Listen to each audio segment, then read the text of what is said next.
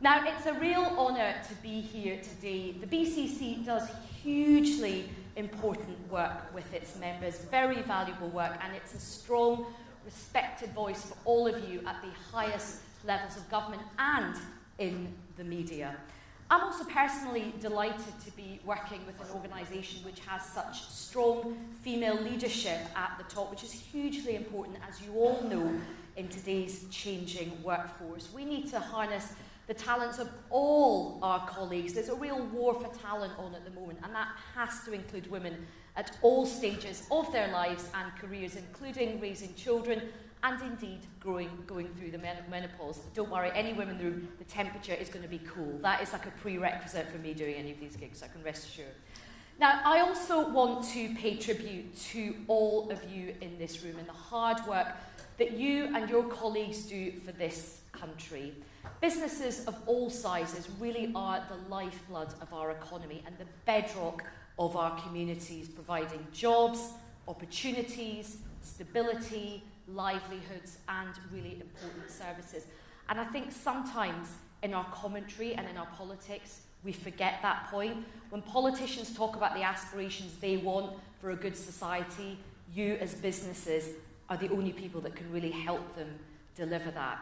And of course, it's been a really, really tough year for you guys. Businesses have been on a roller coaster ride. You've had to navigate lockdown and the pandemic, the horrific war in Ukraine, inflation at a 40-year peak, interest rates at a 15-year high, and of course, the challenges of leaving the EU and Brexit. But despite this and all the gloomy headlines, businesses have proved resilient. Last Friday, the ONS stats pointed to a 0.1% growth, again defying the odds and avoiding a recession. Now, we all know that that's not the healthy, buoyant growth that we want, but it is a reassuring sign that businesses are holding up. And if the figures were different, we'd be in a very different place.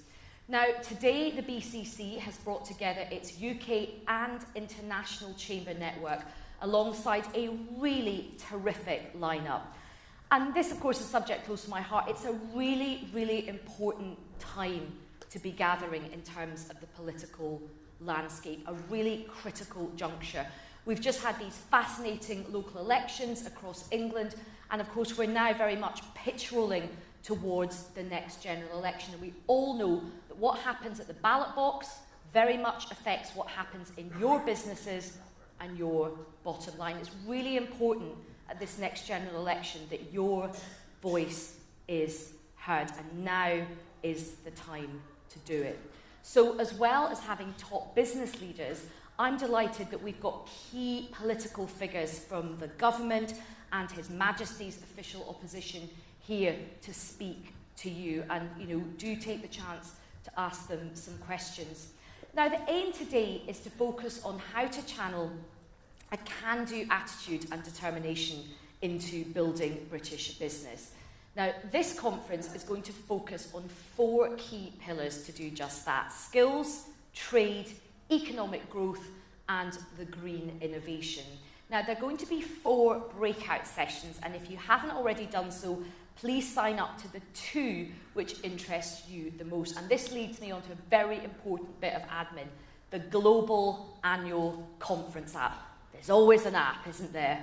And hopefully you'll have to think of a new password, but that's the only thing we ask of you today. Now, before I hand over to our first speaker, please do download that app. It'll give you all the information you need for the day: the agenda, a list of who's here, our partners' details, more information about the breakout sessions, and most importantly, how you can connect with other people in the room. And if you've got any questions about the app, one of the BCC team will be at the stand throughout the day, and they can help you with it. Now, it's time to get going and bring on our first speaker. We really have got an excellent but packed day ahead of us. Now, Sarah Howard has had a long history in the Chamber movement, and she's a great advocate for the power of business for good. Sarah became chair of the British Chambers of Commerce in 2019 and is a past president of Suffolk Chamber, and she currently sits on the board of the London Chamber. Now, in challenging times for business, she supported the BCC and the international network's growth, and she's working with her teams to ensure that they support the growth and prosperity of you and your members. Now, she's got particular interest in skills development and bringing more diversity into the boardroom, and she's currently working very closely with neurodiversity in business. Sarah was awarded an MBE in 2015 for her work on skills development for young people. She's a great leader, and she's a true champion for good British business. Ladies and gentlemen, please welcome to the stage Sarah Howard, MBE, Chair of the British Chambers of Commerce.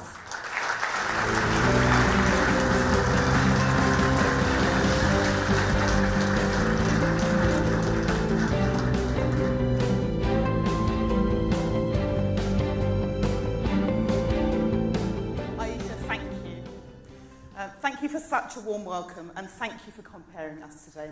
It's a great line-up, and who better than you to knit it together for us. Conference, guests, friends, old and new, good morning. I'm delighted to welcome you to our global annual conference today. I would like to start by thanking our partners. Our headline partner, NatWest, will be hearing from their Chief Operating Officer, Solange Chamberlain, later this morning, and our supporting partners, Heathrow and Drax. Your support makes this event possible. Thank you. We are delighted to be joined by the Chancellor of the Exchequer, the Leader of the Opposition, the Governor of the Bank of England, as well as leading figures from industry and beyond. And of course, it's brilliant to have so many of you joining us for what will be a fantastic day. It's good to see so many familiar faces and exciting to see new ones from our UK Chambers and Global Network. For those who are joining us for the first time, welcome. It's great to have you with us, and I look forward to meeting you throughout the day. Conferences bring people together, but can sometimes miss the value of having great minds under one roof. Today, with around 500 people here representing the business community, small, medium and large, our conference is not just about being spoken at from this stage, it's also about us hearing your ideas and experiences to help shape the economy. So this year we've shaken things up a bit.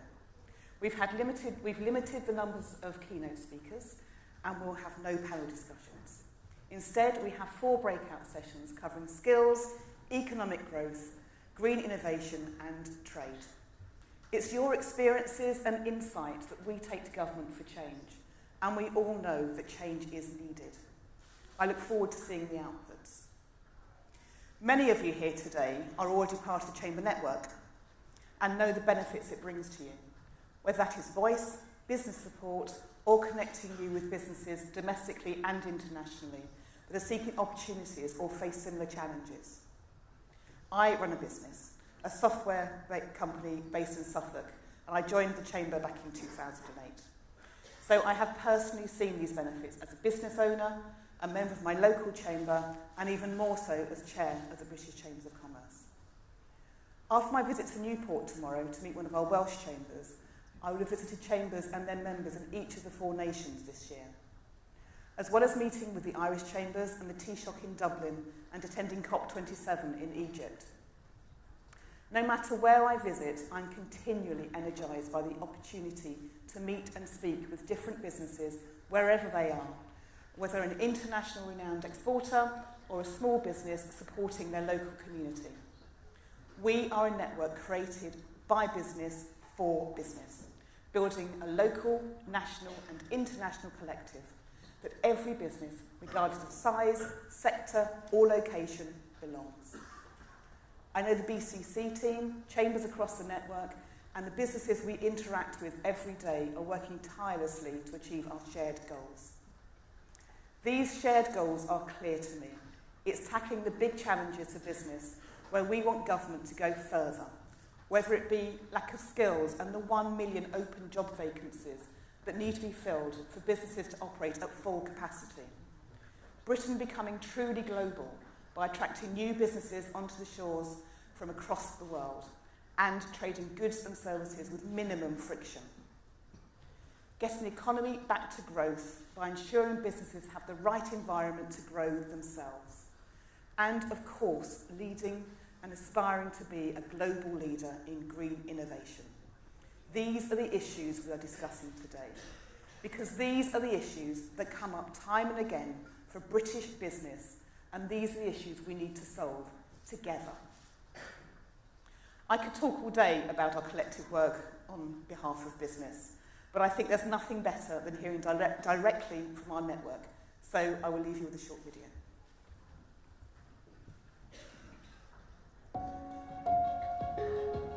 The Chamber of Commerce network stretches across the world, and at our core, we are all about building British business. Prosperous businesses make for stronger economies and ultimately thriving communities.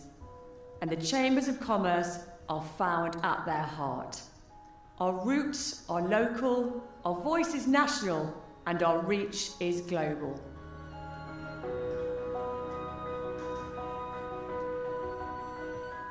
We are a unique network perfectly placed to connect businesses around the world.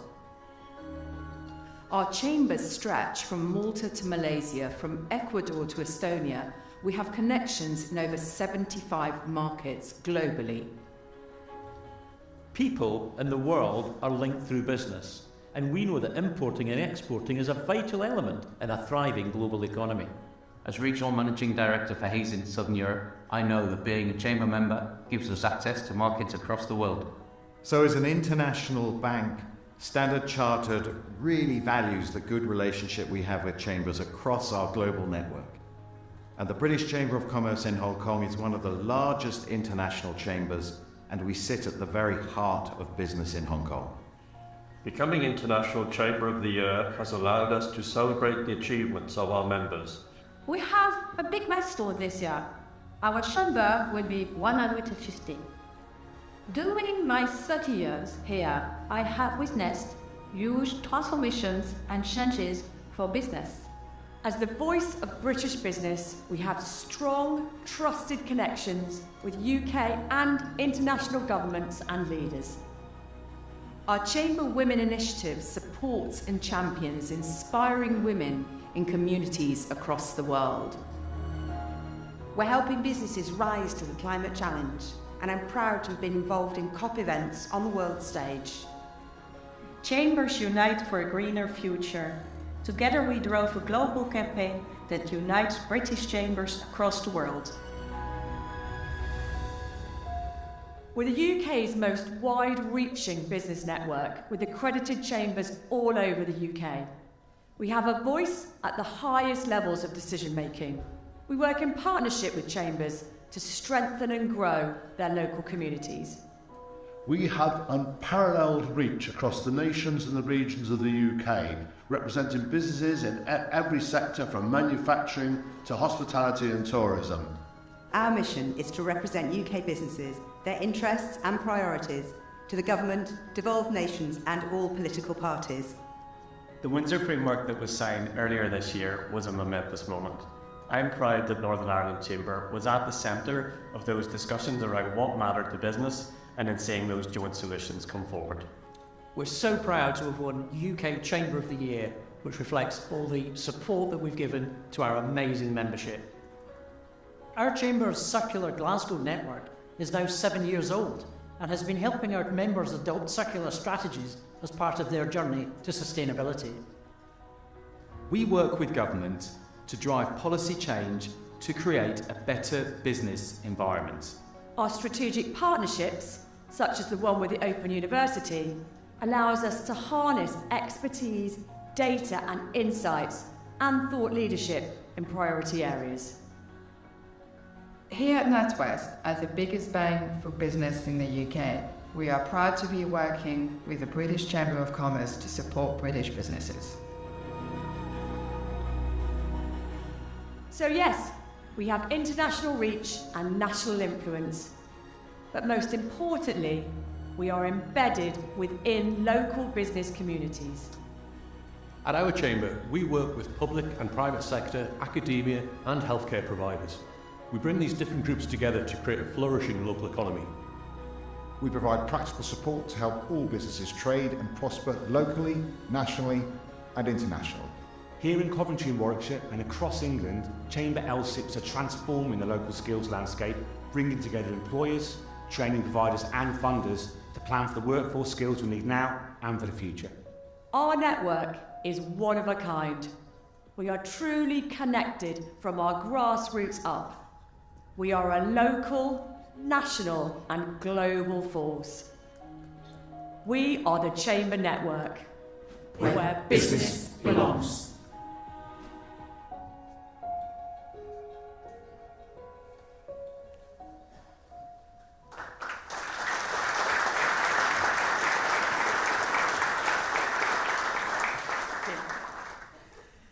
As the British Chambers of Commerce Chair, it is my absolute pleasure to introduce our next speaker.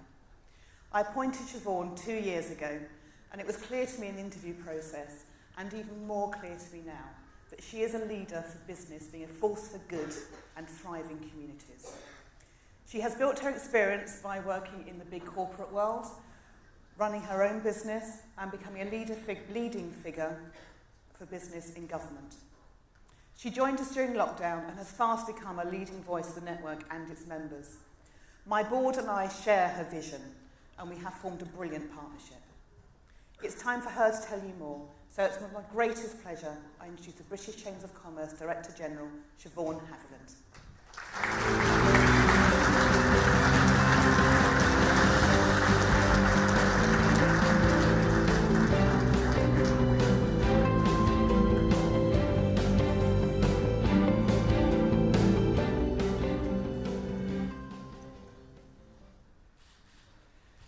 Ladies and gentlemen, I am delighted to have you here to join us today at the QE2 Centre. Thank you, Sarah, for opening our conference and acknowledging the hard work of the Chamber Network over the past year. As you said, it's been a busy one, and the video, I think, really captures the breadth and depth of our collective work across the regions, nations, and internationally. I would like to extend a warm welcome to our headline partner, NatWest, as well as our supporting partners, Heathrow and Drax, all of whom share our commitment to the business community, a community we have been proud to serve for over 160 years. We, at the British Chambers of Commerce, are focused on making the UK the best place to start and grow a business. Building networks, supporting companies, and giving them a local and national voice. Because we believe that business belongs at the heart of our national economy and the decisions that can energise our future. Its passion drives growth. Its potential drives productivity, and its profits drive prosperity. And when business unites, we can harness its power, passion, and potential for a national voice to build our economy and communities. So, let me take you back to 1860. To when the British Chambers of Commerce was founded, when a group of business leaders from 16 chambers came together and recognised that while their individual companies were successful, they could achieve far more collectively. They realised that they needed a strong voice to improve the conditions for the business community. This historic event marked the beginning of a new era in British business. One where entrepreneurs, business leaders and government would work together to drive growth and prosperity. Fast forward to today, and the British Chambers of Commerce have grown into a powerful and diverse voice for business and the UK. Our voice is needed now more than ever. With the general election less than 18 months away, we are at a pivotal moment for the voice of British business. In the last year alone, we have seen eye-watering energy bills, inflation stubbornly remaining over 10%, rising interest rates, and a cripplingly tight labour market. On top of this, businesses have had to adapt to the complexities of trading in a post-Brexit Britain. I'm under no illusion about just how challenging these times are for anyone in business. They tell me every day. But let me be upfront and frank. Business needs a fresh relationship with government. This is why, today, we are launching a national campaign, Where Business Belongs, to invite businesses that need a voice to join their chamber. A campaign that will see business and government working together in real partnership to fix our economic challenges and build an economy that works for all. One that is fit for the future. So, let me tell you a bit about how we do that now. One of our most powerful tools is our quarterly economic survey. It contains the views of thousands of firms, giving us invaluable insights into businesses of all sizes and sectors across the country and the issues they face today. So that when we speak on behalf of our members to influence government policy, we are doing it in a way that truly reflects the needs of the business community. Last year, we faced significant political instability and a real lack of solutions to the challenges faced by business. We worked hard with our members to come up with a plan, the British Chambers of Commerce Business Manifesto. It set out what government needed to do to support business. We presented the manifesto to government and worked with them to implement it. Since then, these recommendations have helped set the national agenda.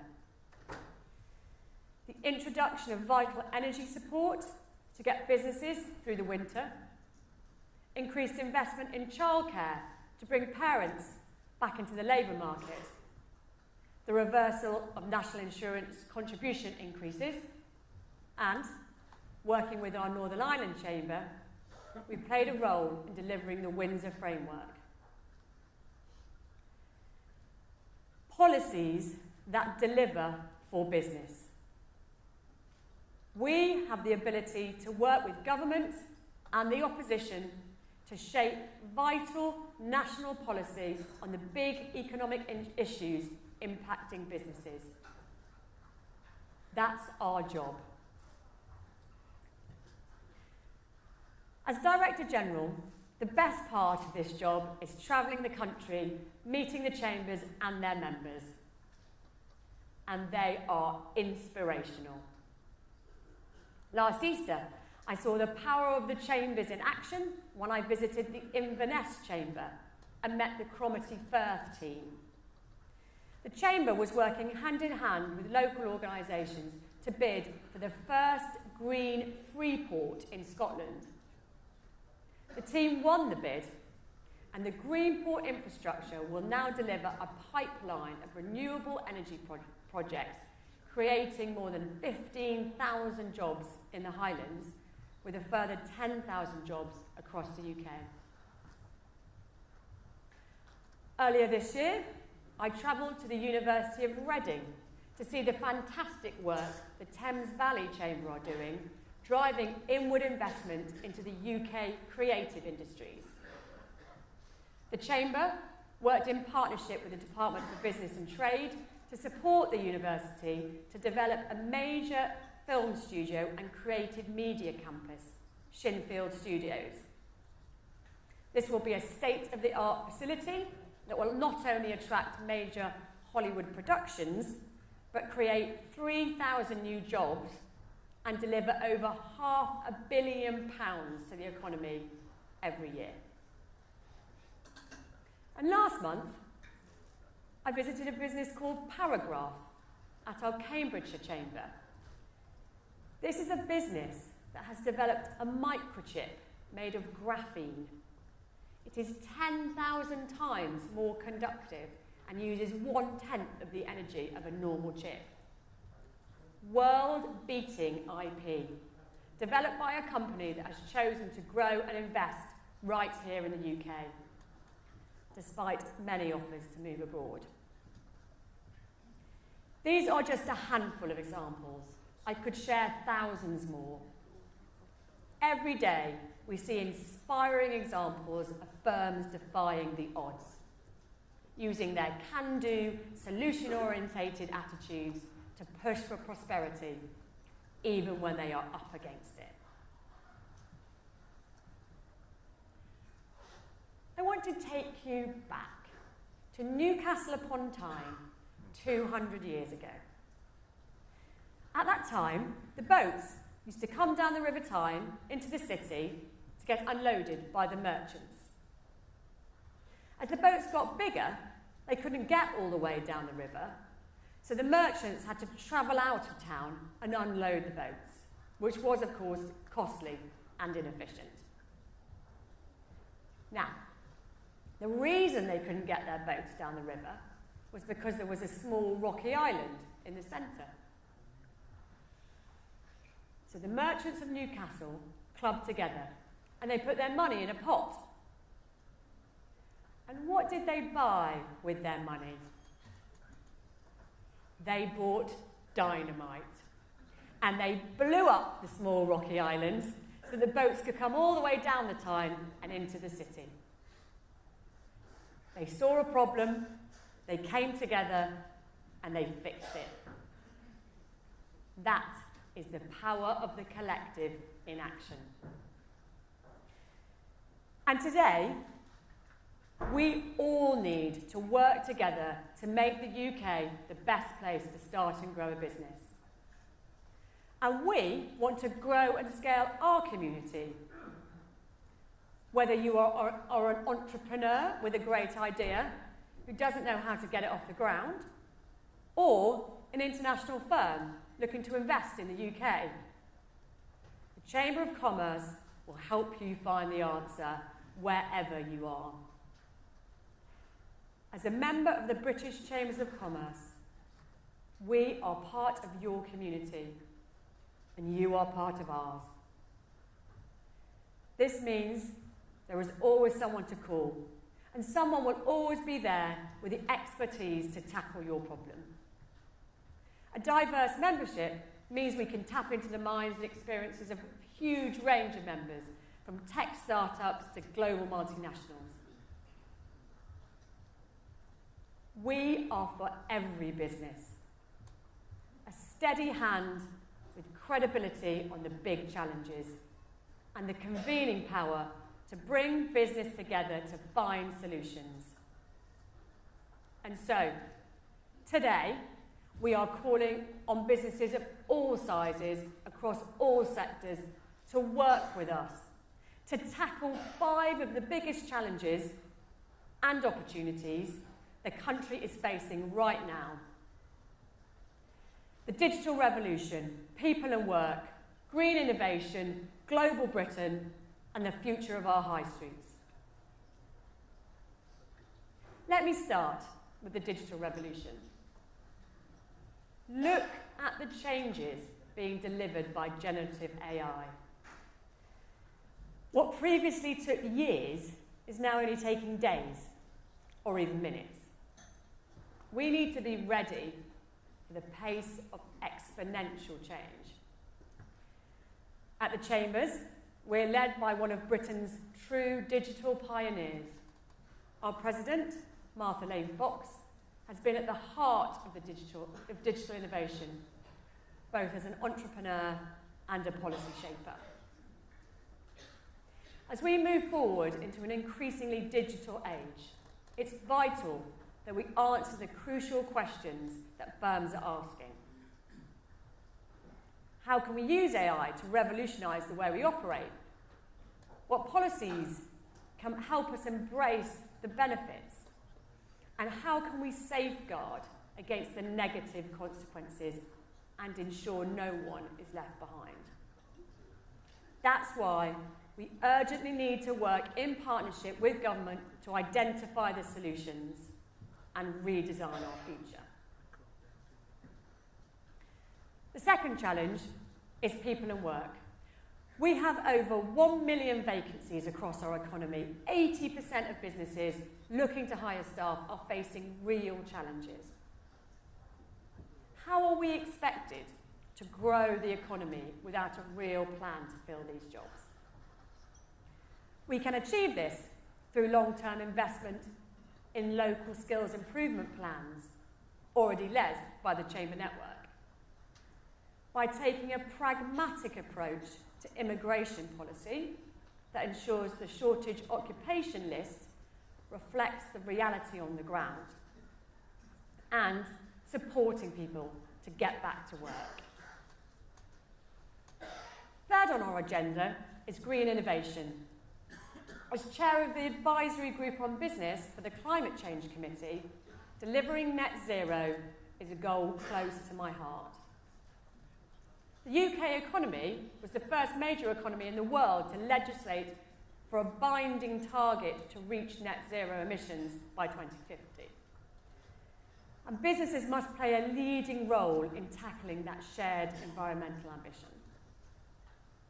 The UK is ahead of the curve on green innovation, but with a lack of direction from government, we are seeing the US and the EU moving fast and becoming more attractive places for our businesses. This is a huge opportunity for UK PLC.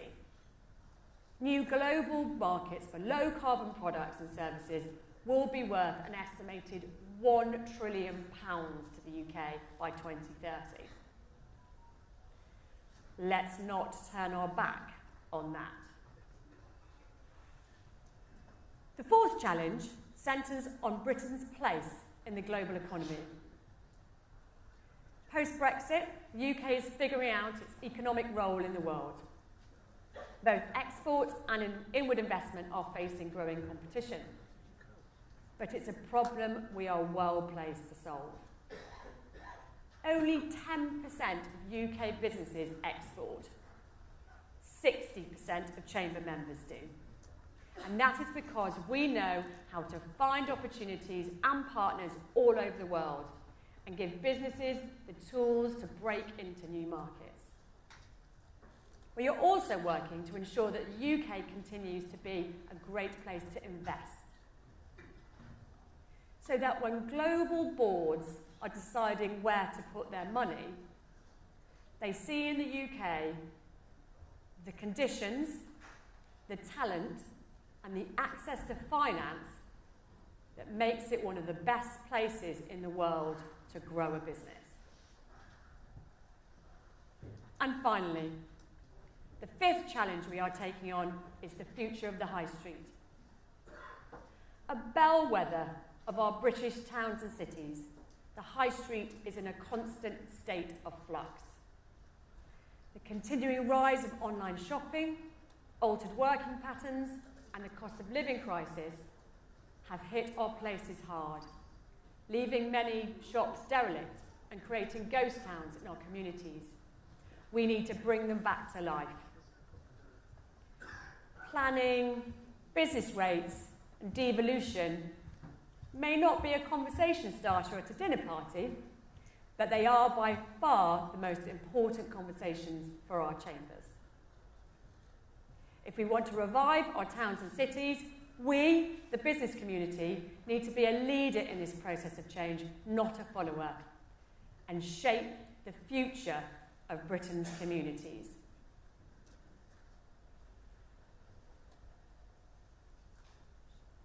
I began by talking about passion and growth, potential and productivity, products and prosperity, all vital ingredients. And while the UK's present may look uncertain, those who doubt us should remember that it's never a good bet to bet against Britain. Because the history of British business is a great story. It's the strength of local connections, national influence, and global reach. And the everyday stories that deliver extraordinary results. At the British Chambers of Commerce, we exist to give this narrative a voice because we believe in business. Bringing companies together to unite profit and purpose. Driving prosperity through the power of the collective and creating an economy that works for everyone. At the British Chambers of Commerce, we are where business belongs.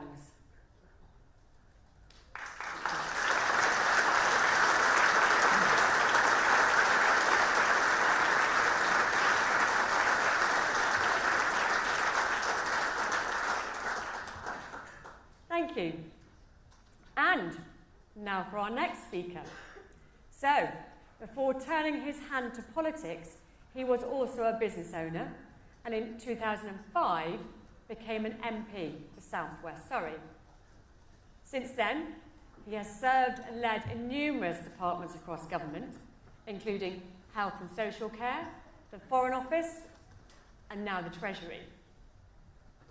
I have welcomed the constructive discussions we've had on the challenges facing business and know that we have a shared ambition to maximise economic growth and make the UK the best place to start and grow business. And I look forward to continuing our positive relationship. So, please join me in welcoming the Chancellor of the Exchequer, Jeremy Hunt.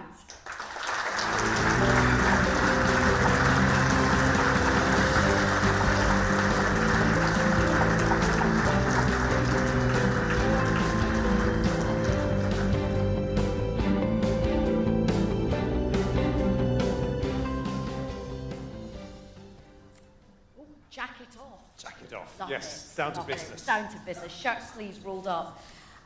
Chancellor, it's a great honour to have you here today. We know it's a really busy time, and I think everybody in the room really, really appreciates it. Before we get into some of the more topical issues, one question that I'm very keen to know from you is, what was it like at the start of your job? Because there you are, going about your business, your backbench business, and you get the call from Liz Truss after the mini-budget. What was that like? It was a bit surreal, Aisha. I mean, I thought I was comfortably consigned to the backbenches and obscurity for the rest of my life, and thoroughly enjoying myself, actually. And I got a text message saying, "This is Liz Truss, please call." And I thought, this is going to be a hoax. And I was actually on a weekend away with my wife in Brussels, and I said, I can't believe these hoaxers who keep thinking I'm going to get caught out. And we went down and had a lovely breakfast downstairs. And finally I was called by a former special advisor who says, no, I think Liz Truss really is trying to get in touch with you. And so I hesitantly called the number 10 switchboard and said, I think this is a hoax. And they said, no, the Prime Minister does want to speak to you. And so it was a rather surreal moment. But Siobhan mentioned that I was...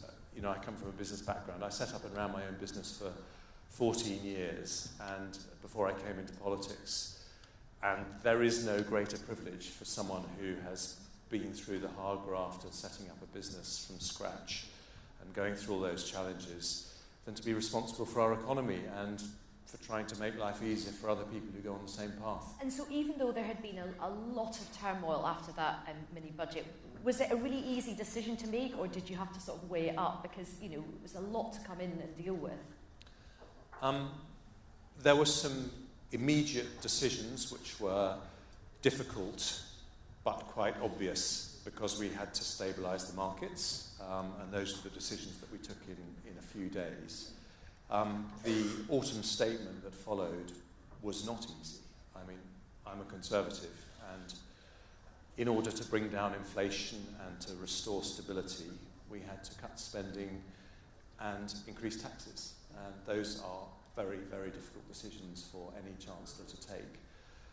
But I think the result of those difficult decisions is that we are now on a path where not just us, but people like the Bank of England and the markets believe we will bring inflation and interest rates down. And in the end, that's the most important single thing we need to make sure happens. Now, that is very much part of the promises that the Prime Minister has set out, halving inflation this year and growing the economy. But how confident are you that you can meet those pledges, given that inflation is still quite stubborn and that growth is sluggish? Yes, we were not in recession 0.1, but we want to do better than that. Well, the independent forecasters say we will meet those targets, but what I would say is there is nothing automatic about bringing down inflation. There is a plan. We're going to stick to it. The Bank of England has their role through monetary policy and interest rates. We support them 150% in that. But we have our role in government. What I do on the fiscal side in terms of tax and spend has an influence. And if markets judge that we are not getting our borrowing under control, they will punish us with higher interest rates. And so I have a very important role. The government has a very important role. And you know, what I would say to people who are worried about levels of taxation is I agree with that. We have to get our taxes down, particularly our business taxes down. But the worst tax of all is inflation, because inflation is a tax which you get nothing back for in return, but it eats away at consumers' confidence. It means they spend less on the businesses represented here today, and it deters businesses from investing. And so that has to be the overwhelming priority for this year. Now, on taxes, you know, we know that particularly for many on your side of politics, a lot of your backbenchers are very upset at the high levels of tax. You know, particularly with fiscal drag, more people are being pushed into those higher tax brackets, and it's a heavy tax burden at the moment. As we pitch all towards the general election, and if there is any headroom, are you keen to try and land some tax cuts to stimulate the economy, either towards the end of this year or into next spring? Well, we aren't in a position to know whether we're going to have any headroom at all, but my priority is to make this, and by the way, I completely agree with what Siobhan said, do not bet against Britain. I think we have got incredible opportunity in this country to be the most dynamic and innovative economy in Europe.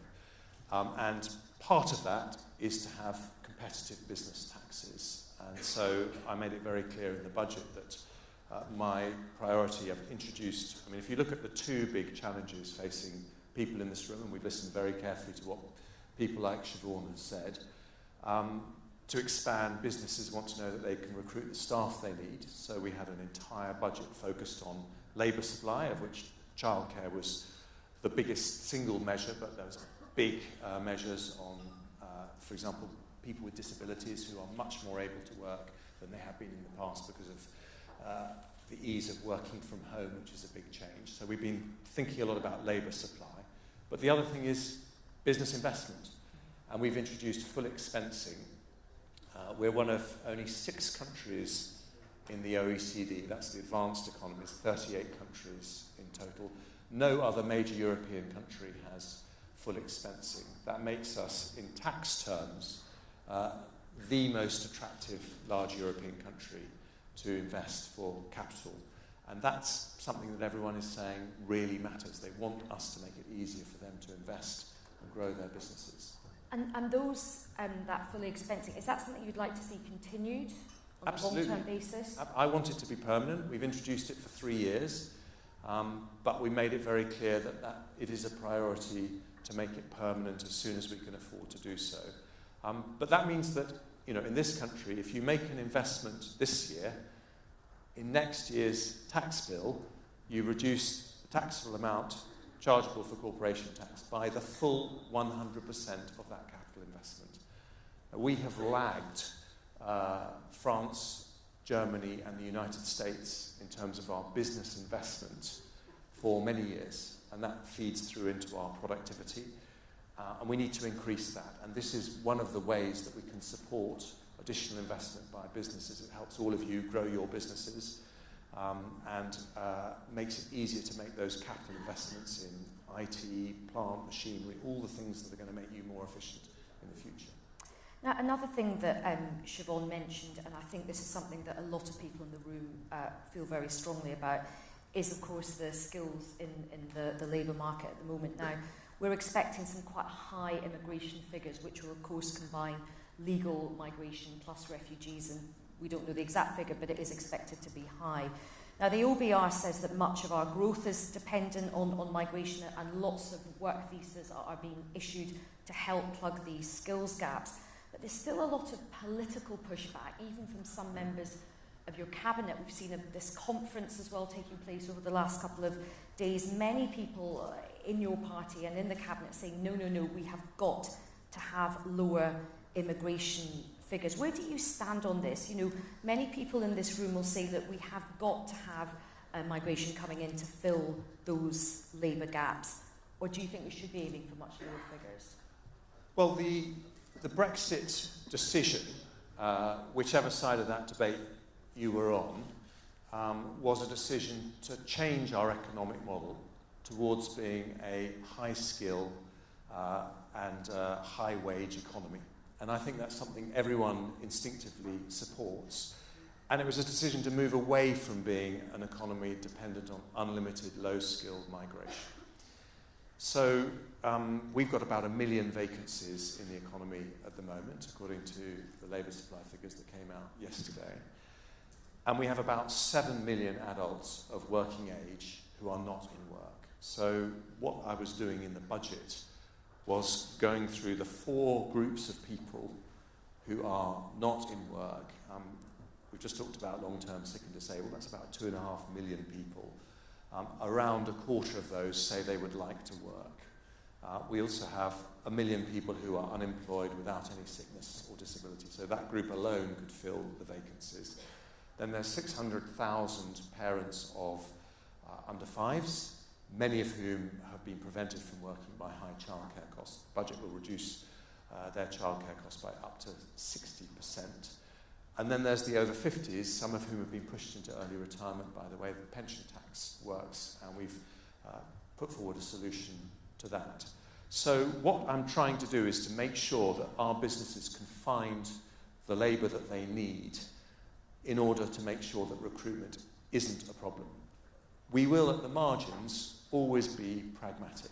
So, for example, we put care homes on the shortage occupation list, some construction industry sectors, and we will keep talking to all of you about where there are short-term challenges. But the long-term future is to, I mean, if I give you an example, if we have about 76% employment rate of our adult population, which is about average for the OECD.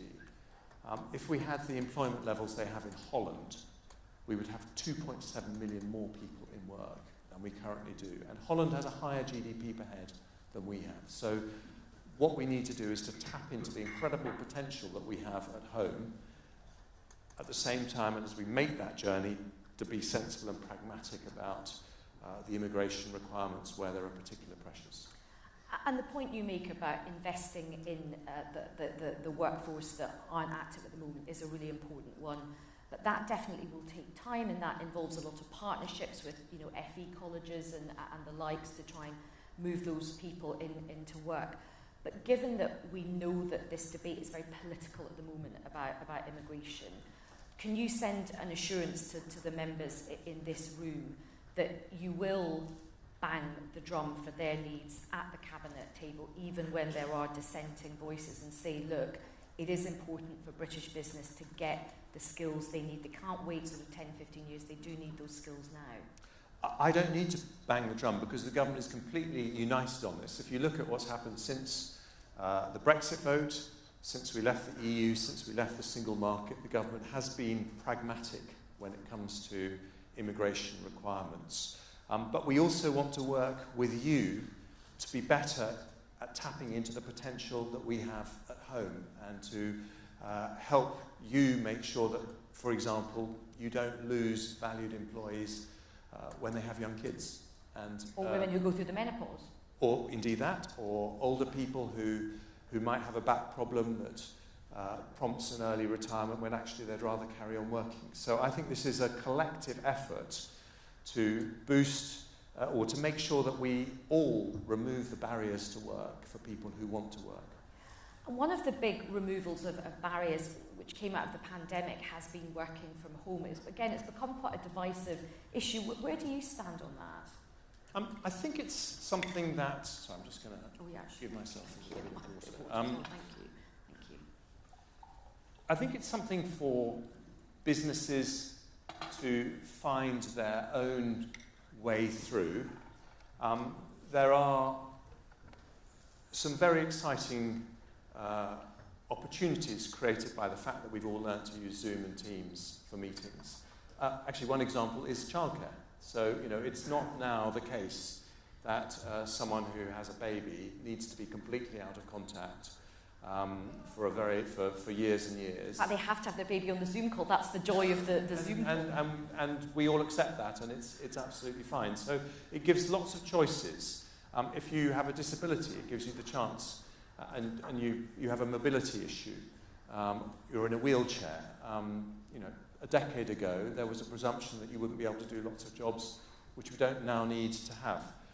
On the other hand, there is nothing like sitting around a table, seeing people face to face, developing team spirit. And I worry about the loss of creativity when people are permanently working from home and not having those water cooler moments where they bounce ideas off each other. And not every great business idea happens in a structured, formal meeting. And so I think that's why increasingly businesses are saying they want people back unless there's a reason. I think we will get to a point where the default is, with the exception of specific categories of work, like, for example, call centre work, but I think the default will be you work in the office unless there's a good reason not to be in the office, and gradually we're getting there. Now, let's turn to the issue of the EU, and of course we've recently had this Windsor agreement, and that's definitely changed the mood with Britain's relationship with the EU. But in every survey that the BCC has done since Brexit, these surveys show that British business is still finding trade with Europe very, very difficult. Will you look at new ways that you can sort out issues like VAT and, of course, the sort of thicket of paperwork and red tape that many people in this room have to battle? We will always look at ways to reduce bureaucracy for businesses. We have now a very solid framework for our future relations with the EU that has been settled by the Windsor framework, but more importantly, the goodwill that has created, and I think it was a remarkable achievement by Rishi Sunak to negotiate that agreement. The goodwill that has created means it's possible to have conversations with the EU about all sorts of issues that previously we weren't able to do. So we are committed to the trading arrangements we have. We think we can make them work. What I would say, though, is that we want to remain friends with our neighbours in Europe. I think Ukraine has also changed the mood music and helped them understand this wasn't the bitter, angry divorce that they feared. We are good Europeans, and we will be there for fundamental interests of European security and European values, such as represented by Ukraine. But when I look at Europe, what I say is there is a fantastic opportunity for the UK.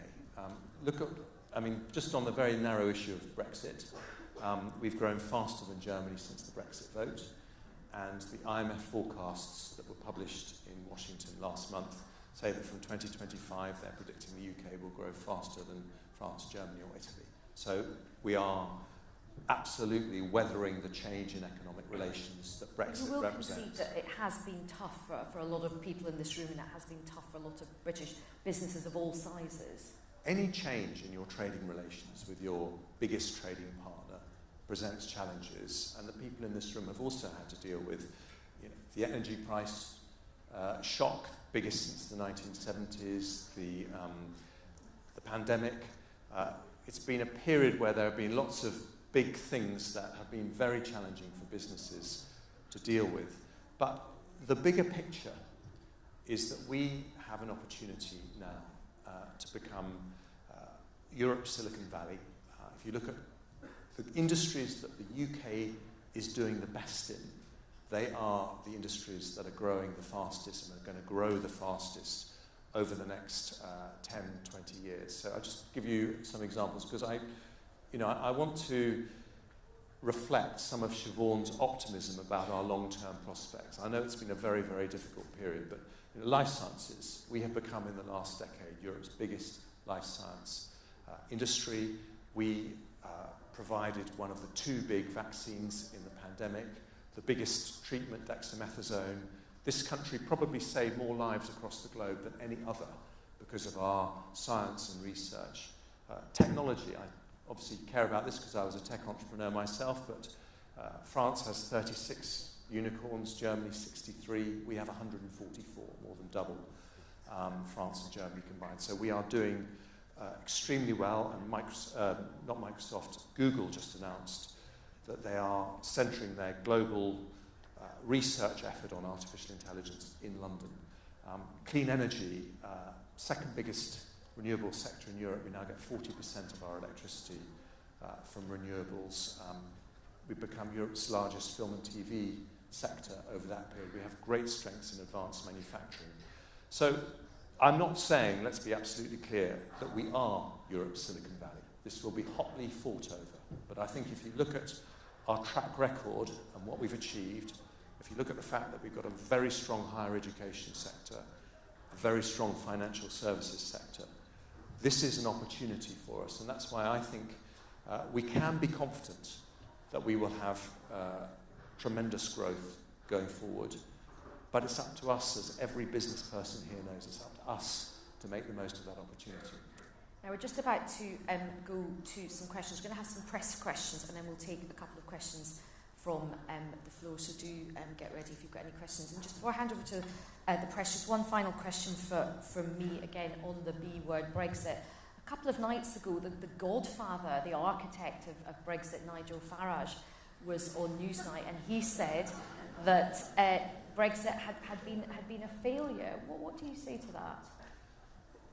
I think I'm someone who's pre-2016 was on a different side of that argument to Nigel Farage. But my view is that when you make a change like that, it is up to us.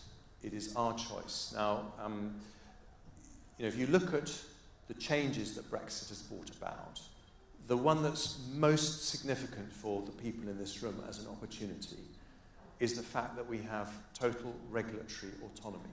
So there will be people here who have grumbles and complaints about the regulators responsible for their sectors, but we are able to change the rules under which our regulators operate through decisions by the UK government in a way that wasn't possible when we were in the EU. So one small example of that in life sciences, in the budget I was able to announce that from now on the MHRA, which in the pandemic showed itself to be one of the most nimble medicines regulators in the world. They were the first in the world to approve a COVID vaccine. They have decided that they will approve semi-automatically drugs that have been approved in America, Europe or Japan. And for people who come and get their drugs approved here, we will be the fastest regulator in the world to approve. So if you want to get drugs to market, you'll be able to do that more quickly here than anywhere else. That's a really exciting vision for people who want to develop new medicines. And that regulatory autonomy is something where there's lots more work to do, but there's a really big opportunity for us to create massive opportunities for the businesses in this room. Excellent. That is a Brexit benefit right there. Now, I think we are going to have some questions from the media to start off with, and I think we're going to take our first question from Simon Jack of the BBC. Thank you. Chancellor, you'll know that car maker Stellantis has said it cannot meet post-Brexit rules of origin requirements due to come in at the beginning of next year, and it's preparing its life for tariffs on its exports, threatening the future of plants here. What can you do about that? And secondly, under your predecessor and the person who hired you, the words industrial strategy were effectively banned. Is it time for the UK to have a clear industrial strategy? And when can businesses expect to see it? Well, let me take both of those questions. They're very important. We do have an industrial strategy. We've been very clear about that. We've identified 5 growth sectors that we think we will need to give special support to, which I listed earlier, but technology, life sciences, clean energy, creative industries, and advanced manufacturing. If you look at the budget, it was squarely focused on the 2 biggest issues facing business today: business investment, how to boost that, labour supply, and I've been very clear about our strategy. I called it the 4 E's: education, enterprise, employment, and everywhere, as being the way that we are going to make ourselves the most prosperous, innovative and dynamic economy in Europe. So I think it's actions, not words. I'm very happy to call that an industrial strategy. I'm very happy to call it a growth plan, but what it is doing is tackling the problems that British businesses face. And one of our key growth sectors is automotive, which is a very central part of the advanced manufacturing sector. It's a great British success story. And as we move to EVs, we need to have battery making capacity in the UK. We have the ability, under the post-Brexit trading arrangements, to import EV batteries from other EU countries, but the reality is there is a supply shortage. Everyone is trying to develop supply of EV batteries, and so we need to have that supply here in the UK. The closer it's located to the factories that are making the rest of the car, the better. And all I would say is watch this space, because we are very focused on making sure the UK gets that EV manufacturing capacity. And I think we have our next question from Katie Prescott of the Times newspaper. Hi, Chancellor. Thanks very much for taking the question. You alluded to it just then, and you've repeatedly said that you want to make the UK a science and technology superpower by 2030. But I keep hearing from tech businesses here in the UK about their frustration operating here. So Revolut spoke to me recently about their irritation at onerous regulation, a crunch in talent and high taxes. Siobhan mentioned Paragraph in her speech, another company, a semiconductor business that's been very vocal about this as well. And then, of course, we heard from Microsoft, their president, Brad Smith, saying that the European Union is a more attractive place to do business than the UK. What do you say to these tech companies about these frustrations, and how do you plan to try and keep them here? Well, the first thing is we are not just Europe's biggest tech sector, but the 3rd biggest in the world after the United States and China, and it is absolutely central to our ambitions, and I think we demonstrated that when we stepped in to save Silicon Valley Bank, which was London office was looking after the bank accounts of a number of very, very important tech and life science businesses. So the first thing I would say is, if you have any concerns, come and talk to me, come and talk to Kemi Badenoch, come and talk to Michelle Donlan, because we want to do everything we can to support those businesses. In Revolut's case in particular, I have had a number of discussions, and we are introducing a growth duty for our financial sector regulators in the Financial Services and Markets Bill that is coming up. And they have been very responsive recently in understanding the need to foster the UK's competitiveness, and fintech is one of our great success stories. When it comes to Microsoft, I mean, there was a merger between 2 American companies that the US regulator is seeking to block. The UK regulator took the same view. I think one of the reasons that companies like Microsoft and Google want to invest in the UK is because we have independent regulators that aren't controlled by politicians, and therefore they can be confident there will be a level playing field. I would not want to undermine that at all, but I do think it's important all our regulators understand their wider responsibilities for economic growth. But for our tech sector, it isn't just being able to get through big deals. Competition really matters.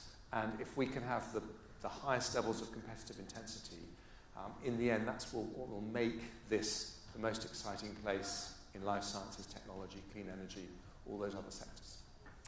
Right, we now have a tiny bit of time for a couple of questions from the audience. Lady at the front, I think we'll have a roving microphone that will make, yeah, so lady at the front here. And if you just give us your name and where you're from. Hello, I'm Liz Kidney from the Kent Chamber of Commerce. In Kent, we've recently had significant financial investment withdrawn for the Lower Thames Crossing and other big strategic infrastructure projects. How confident are you that all of the departments are linked up so that when I hear all the things you're saying about business growth, but things like that massively impact? There's also been significant investment through levelling up in the Port of Dover, but these obviously show that there's a lack of joined up thinking. I wonder if you could give your thoughts on that, because it's something that's a really significant issue for growth in our area. Well, I completely understand that. So let me just say that infrastructure investment is incredibly important. And in the autumn statement, I was faced with having to cut spending by 30 billion. And I took the decision not to cut our capital budget in cash terms, but I wasn't able to deliver the increases that had been previously planned. I think that it was the right thing not to cut our spending because infrastructure is so important. And as soon as we can afford to, we'll put more into that because it's very important for our long-term productive efficiency. That's why we had to have the delay on the Lower Thames Crossing. But we protected HS2, we protected Core Northern Powerhouse Rail, and that is because, Kent has got some pockets of deprivation as well as some areas of prosperity. Our vision has to be a vision which spreads into every corner of the UK. Otherwise, in the end, we're going to have this imbalance where people feel they have to move to London and the more affluent parts of the southeast, and that is not a sustainable long-term economic model. Right, we've got time for one more question. Lady at the back, yeah. Thank you. Nice to see you again, Chancellor. It's Miranda Barker from East Lancashire Chamber of Commerce. As you know, we've been supporting an awful lot of low-carbon tech companies in Lancashire. And we have a really successful organisation called Lena Energy, who are making sodium batteries, which is the better solution following on from lithium-ion batteries. But we've supported them with your support, with the university innovation, with Innovate UK grants, all the way through the development of the technology, and they are now about to be attracted away by Joe Biden's Inflation Reduction Act. What do we do to keep those technologies, to make them commercialised here and create the jobs here? How can we work together to do that? Well, we have to work together to do that. The Inflation Reduction Act is a challenge, there's no question about it. But even taking account of the huge sums of money that the US is investing in the Inflation Reduction Act, they are still not investing as much as we are as a proportion of GDP in clean energy. We've done it through market-based solutions rather than subsidies, but we understand that subsidies have a role. And so we're going through a process now. I said in the budget that it would conclude at the very latest by the autumn statement, but we needed to see what the European response was to IRA before we concluded our full response. But I want to reassure you that we will make sure that we remain competitive. It's very important we do. We're very proud. We've reduced emissions by more than any other advanced economy. We are a world leader in offshore wind. We have the largest offshore wind farm in the world and the second largest and the third largest. So there are some very big commercial opportunities, batteries, hydrogen, CCUS. These are very strategic sectors for the UK. They will get maximum possible support from the government. Well, ladies and gentlemen, that is the end of our session with our Chancellor. And we're really grateful for the time you've given up. We know how busy you are. You've been incredibly generous with your time. So, ladies and gentlemen, please give a warm round of applause for Jeremy Hunt. Thank you so much. That's really great.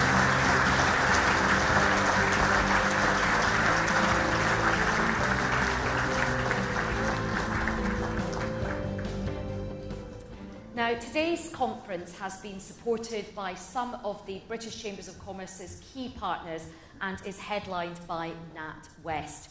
Now, before we go off for a wee tea and coffee break, NatWest Chief Operating Officer Solange Chamberlain is here to tell us about the brilliant work they do with the BCC and the breakout session that they will be leading on economic growth. So, ladies and gentlemen, please welcome to the stage Solange.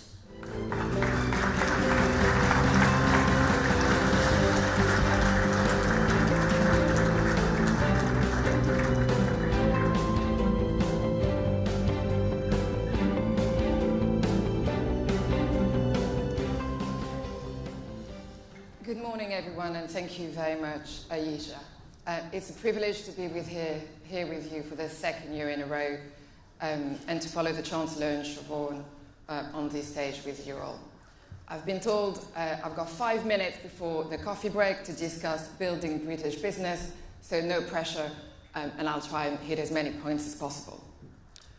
Our purpose at NatWest is to champion the potential of the people, families and businesses that we serve at each stage of the journey, whether things are going well or things are challenging.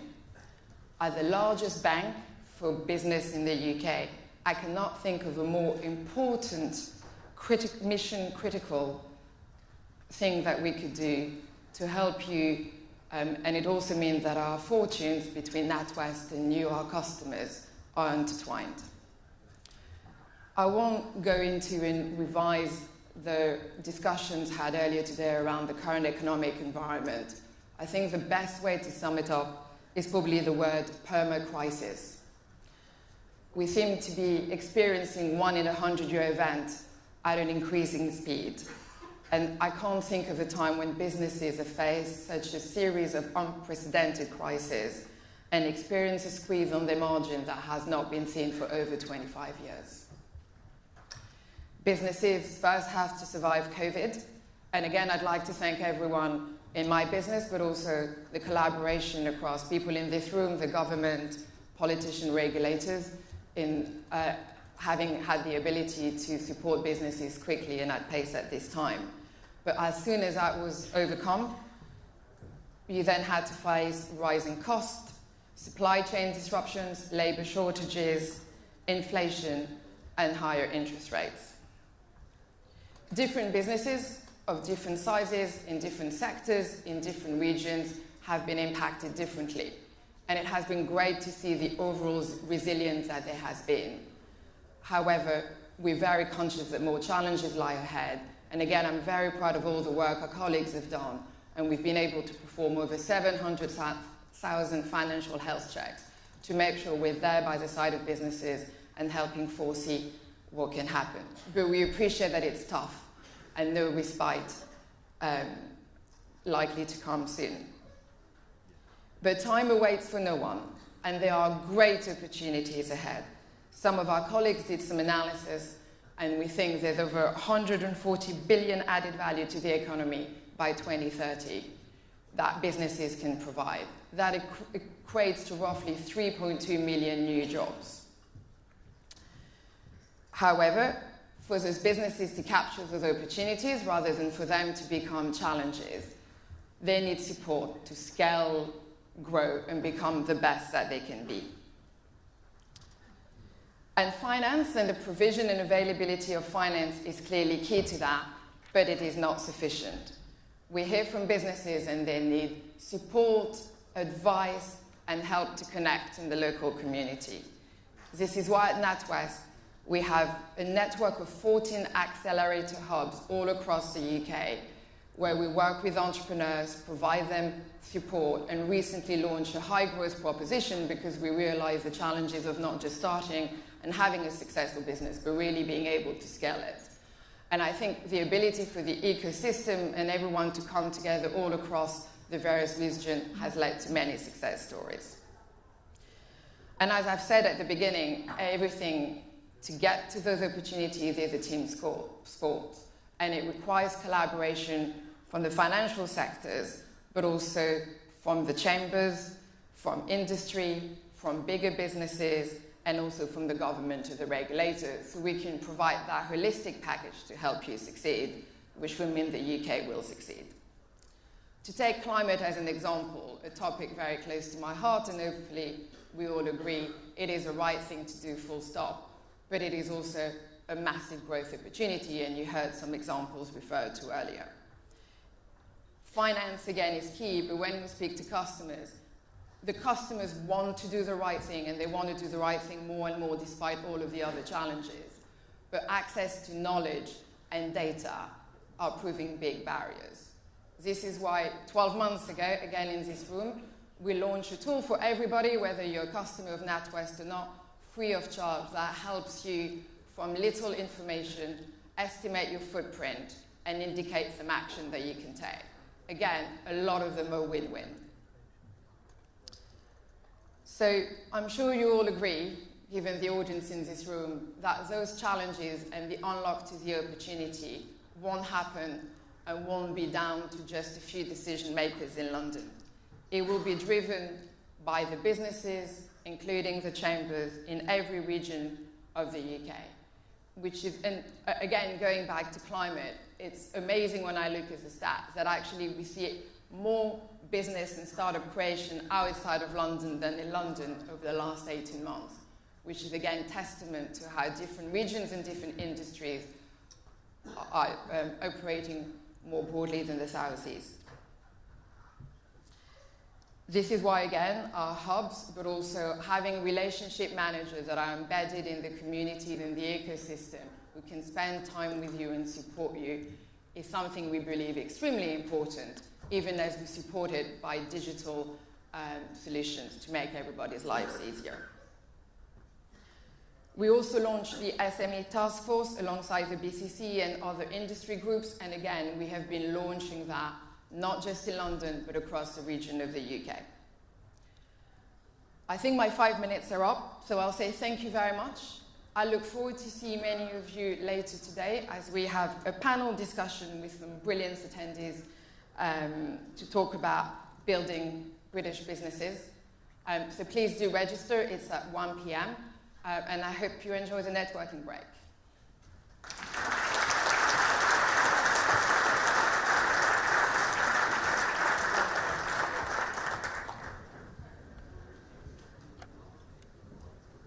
Thanks very much, Solange. Now, it's very much time for a little break. I was going to say a wee break, but that sounds a bit too much information, doesn't it? So please do go grab a hot drink from the main room, and do remember to download that app, and if you need any help, go and see somebody at the BCC stand. We will start again at 10:45, and we'll be joined by Andrew Baillie, the Governor of the Bank of England. We will see you then.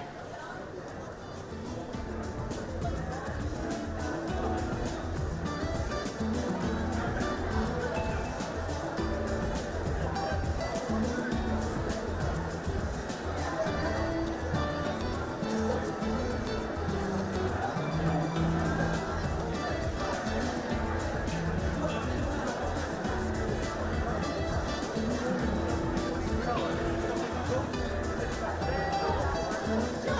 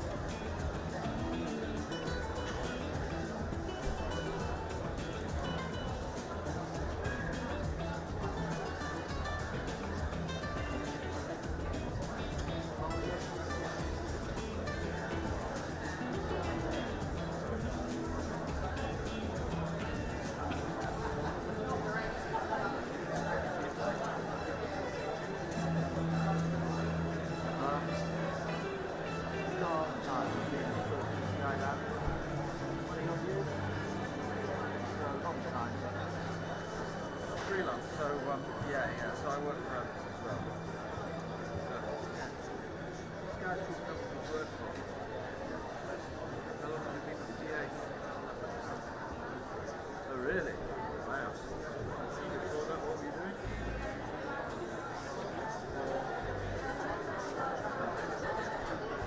Doing video.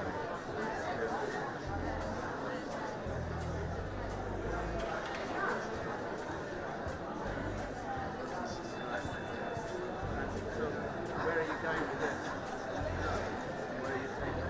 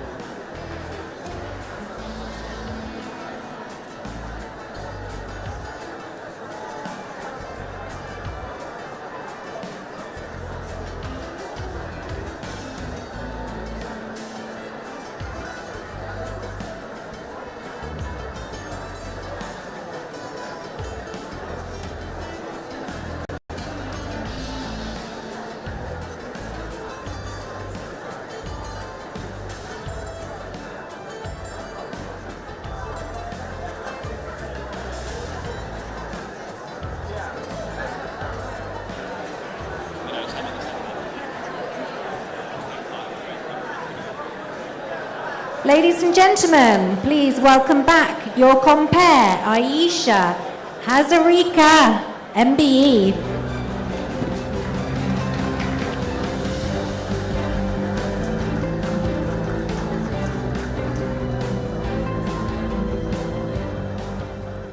Welcome back, everyone. Hope you enjoyed your break and you're ready for our next couple of speeches before lunch. And we have some absolutely cracking guests lined up. We're very shortly going to be hearing from the Governor of the Bank of England, Andrew Baillie, as well as global speaker and serial entrepreneur, Lindsay Boyd. But first, to kick us off, I'd like to give the stage to Emma Gilthorpe. She is Chief Operating Officer from Heathrow. Now, Heathrow is a supporting partner today and will be leading the session on trade. Emma's going to tell us all about the session that they're going to lead before she introduces Andrew Baillie. Ladies and gentlemen, please give a warm welcome to Emma Gilthorpe.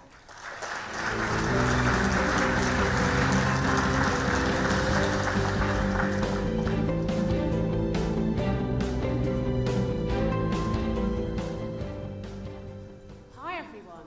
Wow, it's wonderful to see such a full room today, and thank you very much for giving me a brief opportunity to talk a little bit about Heathrow.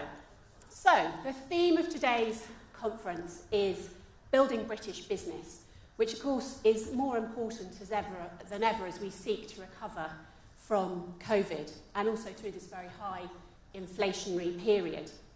Events like today are absolutely essential in, of course, bringing us all together, which we missed so much during COVID, to share our learnings and our visions, but most importantly, to help us achieve our common goal of a prosperous and sustainable United Kingdom. Crucial to this goal and to the successes of many of your businesses is the facilitation of trade and tourism across the country. Now, my sector, aviation, I hope we can all agree, is a force for good. It supports millions of people's livelihoods, it builds understanding across cultures, connects family and friends, and accelerates global trade. I'm very proud to be, although a bit tired, the Chief Operating Officer of Heathrow, now once again Europe's busiest airport, and of course the UK's only hub airport. That hub airport enables us to connect the UK's nations and regions to the rest of the world, and at Heathrow, passengers can access 200 destinations across more than 80 countries.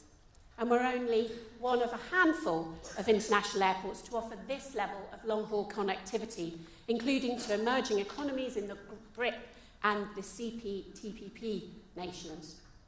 What also makes us unique is that Heathrow is the UK's largest port by value. This means that on those 200 routes that we serve, we're carrying more than £180 billion worth of goods underneath the feet of our passengers, truly connecting British exports to global growth. That includes, fascinatingly, £240 million of Scottish salmon. That is a lot of salmon. You'll hear a bit more about this at our breakout session later on. But we know that the benefits of aviation cannot come at any cost. Climate change is an existential threat to us all, and our collective challenge is to protect the benefits of flying in a world without carbon. The aviation industry can and must achieve net zero by 2050. That's going to happen through a combination of sustainable aviation fuels, developing net zero emissions target aircraft, and investing in carbon removal projects. There doesn't need to be a choice between growth in aviation and protecting our climate. We can and must deliver both. IATA estimate that sustainable aviation fuel alone could contribute up to 65% of the reduction in emissions required to meet net zero by 2050. The production of SAF is a real and present opportunity for the UK's industrial policy and economy and has the potential for wide-scale economic benefits. Some say of over £900 million worth of GVA and nearly 7,000 jobs across the UK. A UK SAF market will boost our national fuel security, foster domestic supply chains, and create new green skills. And we need the government to legislate for the 2030 SAF mandate, which they are on track to do so far. But we also need them to introduce a price support mechanism that will incentivise the growth of that industry here in the UK for British jobs and British prosperity. But it's not just government. Businesses in this room can help too. Heathrow, along with many other businesses, is part of King Charles's Sustainable Markets Initiative. And they've come up with a 30 by 30 proposal which calls for private sector businesses to commit to 30% SAF usage by 2030. The 30 by 30 initiative allows your business to pledge to the use of SAF for 30% of your business travel, stimulating demand, driving down cost, and helping to protect all of the benefits that aviation brings. If that's something that your organisation would be interested in playing a part in, then please do speak to a member of the BCC team and they'll be able to pass on your contact details. I really do commend that initiative to you. So, now on to the real reason why I'm standing up in front of you today. My job is to introduce your next speaker, and I'm absolutely delighted to be introducing Andrew Baillie, our Governor of the Bank of England. Andrew began his career as Governor in March 2020, following a distinguished career in the financial industry. Prior to becoming Governor, Andrew served as CEO of the Financial Conduct Authority from July 2016. And as CEO of the FCA, he was also a member of the Prudential Regulation Committee, the Financial Policy Committee, and served on the board of the Financial Conduct Authority. Please put your hands together and welcome Andrew Baillie onto the stage.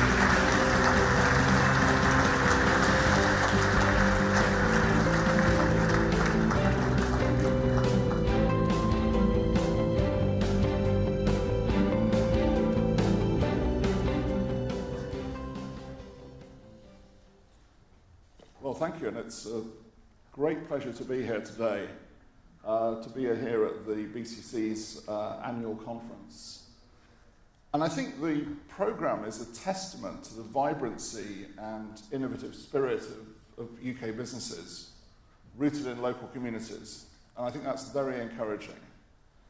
And I really can't emphasise enough how important it is to me and my colleagues to hear from businesses and communities around the country firsthand. Now, we all benefit from the data and surveys, of course, including the informative recruitment and economic surveys that the BCC conducts. But conversations with people running businesses and organisations give us the stories behind the economic data. They help us to connect with what's happening on the ground in the UK economy, and I can't emphasise enough how valuable that is to us. And what we find, and what I find, is that businesses, and you all tell us about the local challenges you're facing before we see them in the official data, and that helps us hugely. And of course, that intelligence has been particularly vital during the uncertain times that we've been going through over the last few years, which I'm going to focus on today. It's also why we have our own extensive network of agents, regional agents, who work across 12 regions. We divide the country up into 12 regions and nations in this country. And they spend their time talking to businesses and local organisations in all parts of the country. They are our eyes and ears, if you like, in local communities across the country. And all of those, the rest of us, and those of us who are on the Monetary Policy Committee, join them regularly. My commitment and what I do each year is that I visit each of the 12 regions and nations at least once a year, so that I can hear directly from all of you and from businesses as to what's going on. And in fact, only yesterday I was in the southwest, in and around Exeter. So whether it's as I was yesterday, if part of the time, on a family farm producing cheese in Devon, headquarters of a national supermarket chain in London, a major industrial production site in the northeast, there's always something that certainly I can say I learn from these conversations. whether it's about our understanding of the labour market and employment, of the supply chains, the competitive environment in different parts of the country. All these stories help us to understand what's going on. And I always say to people when I do these sessions, you know, when we're sitting in the Monetary Policy Committee meetings, we do bring these anecdotes and these stories directly into the meetings. It's quite common for one of us, me or one of the others, to say, you know, I was somewhere and I was talking to this business and they said this and it seems to fit or it doesn't fit with what we're talking about. It really is invaluable.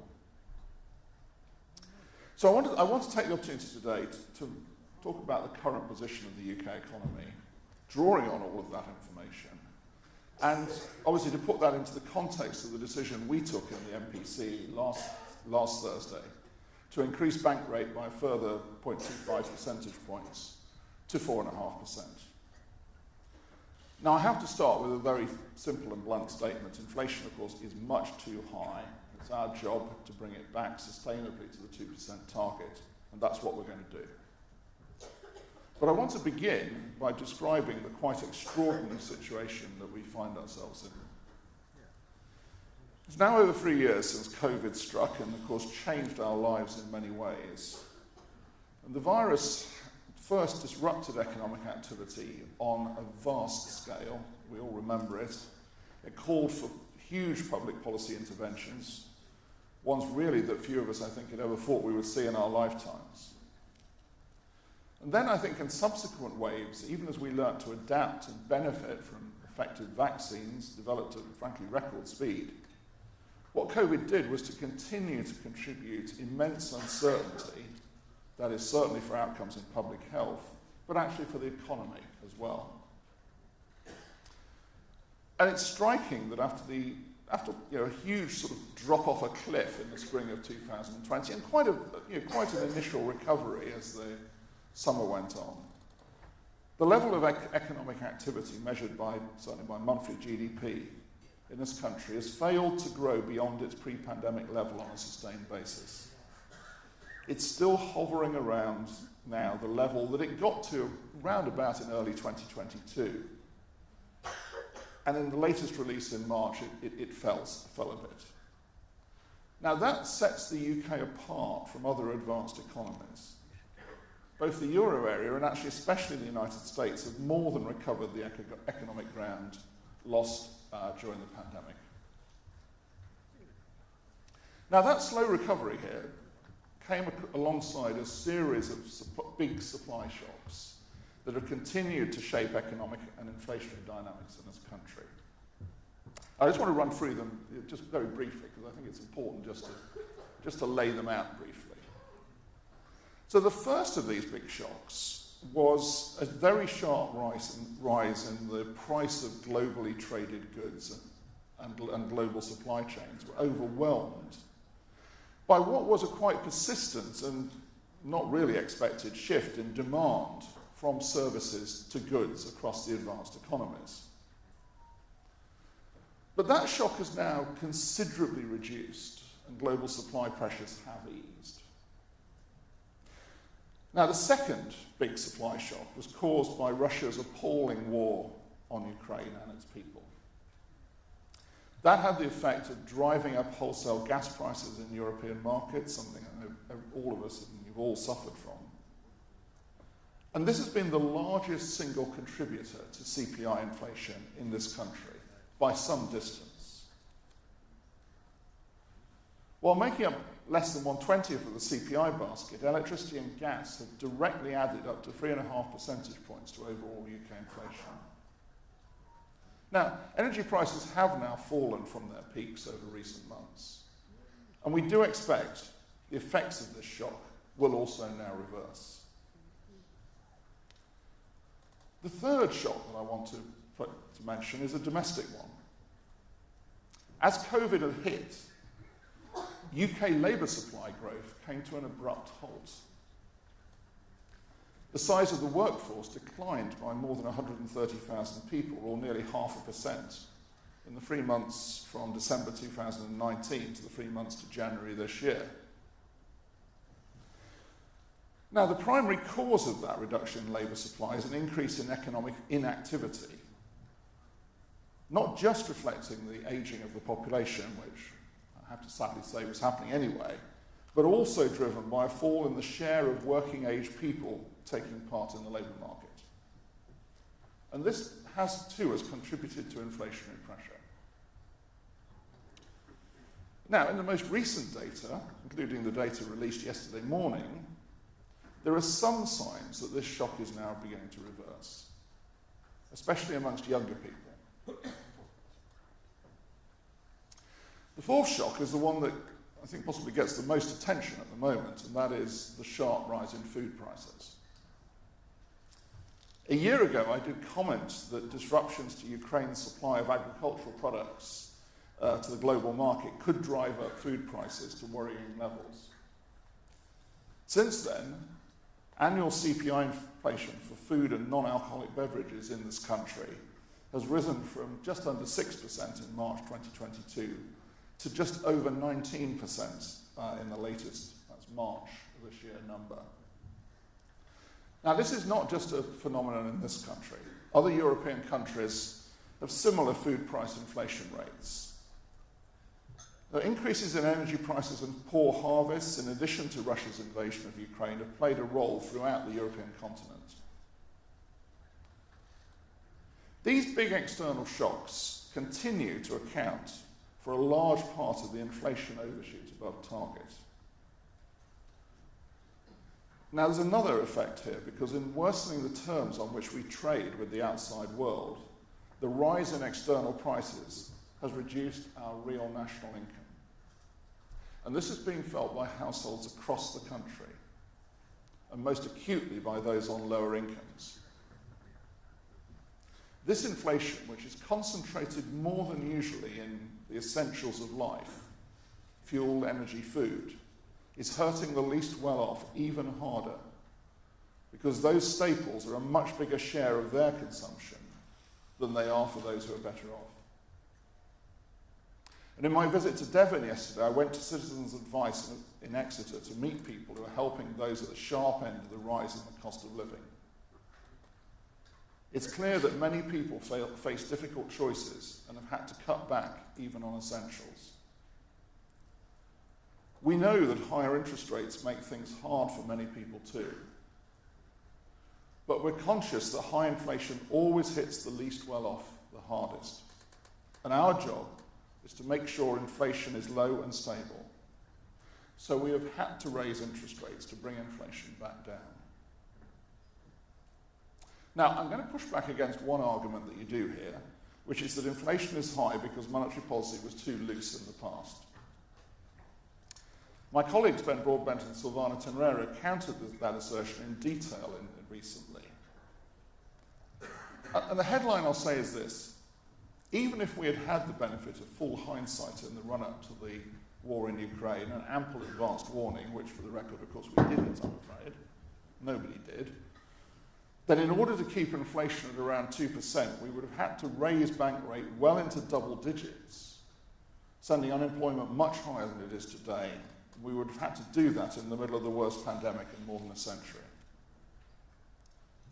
And the work that Ben and Silvana did shows that if we really could have followed this course on monetary policy, and let's say then that the subsequent increase in import price inflation hadn't happened, inflation would have fallen steeply, well into negative territory, and real incomes would have suffered through lower wages as well as much higher unemployment. All of that's to say that monetary policy can't make this impact on real incomes go away. I wish it could, but it can't. What we have to do, though, is take action to ensure that inflation falls as these external shocks abate, and that the inflationary impulse that these shocks deliver does not cause persistent domestic second-round effects in wage and price setting that could hold inflation up for longer. And that's why we've increased bank rate by nearly 4%, 4.5 percentage points, from December 2021, when it was then 0.1%, to the 4.5% that it is now. Now, you may say at this point, thank you for being such a doomster. So let me say, things are looking a bit brighter than they did a couple of months ago. It's always good for me to come on and say that. We published our latest monetary policy report last week, but if I go back to the report we published in November last year, so exactly 6 months ago, at that time, we expected a shallow but long recession in the UK economy.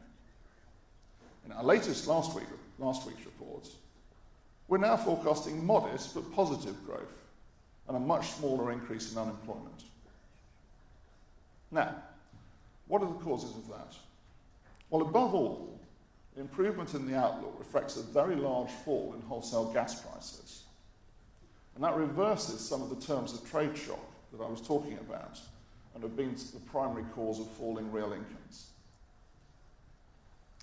But alongside that, there has also been a greater resilience in the economy than we had expected. And we can see that most obviously in the employment and unemployment numbers, which have been consistently stronger than we expected. Now, fiscal policy, I know you had the Chancellor come along earlier, fiscal policy has also given a boost to the economy, and global growth has been holding up better than we thought, particularly in the euro area, and particularly in China, which came through its ending of zero COVID, with fewer, I think, adverse effects than we feared might be the case. Now, at the same time, I'm afraid inflation has come in higher than expected, and much of that reflects the food price story I was just telling. The latest figure for March, 10.1%, was 0.8 percentage points higher than we had expected 3 months ago at the time of our February monetary policy report. Now, we do have very good reasons to expect inflation to fall sharply over the coming months, beginning with the April number, which will be released next Wednesday. Energy prices have fallen from their peaks, and that will start to come through as lower inflation. To give you a perspective on that, in the March release, the price of electricity, gas, and other fuels was more than 85% higher than a year ago, and that contributes more than 3% to headline inflation. We expect, and this is really mathematical, it's not behavioural, that that contribution will drop significantly to about 1 percentage point in next week's data for April, as those large increases from a year ago drop out of the calculation. And looking ahead to the end of this year, if energy prices evolve as financial market prices suggest they will, that contribution from energy will fall further. And towards the end of this year, energy prices should begin to pull overall inflation down rather than push it up as they have done over much of the past 2 years.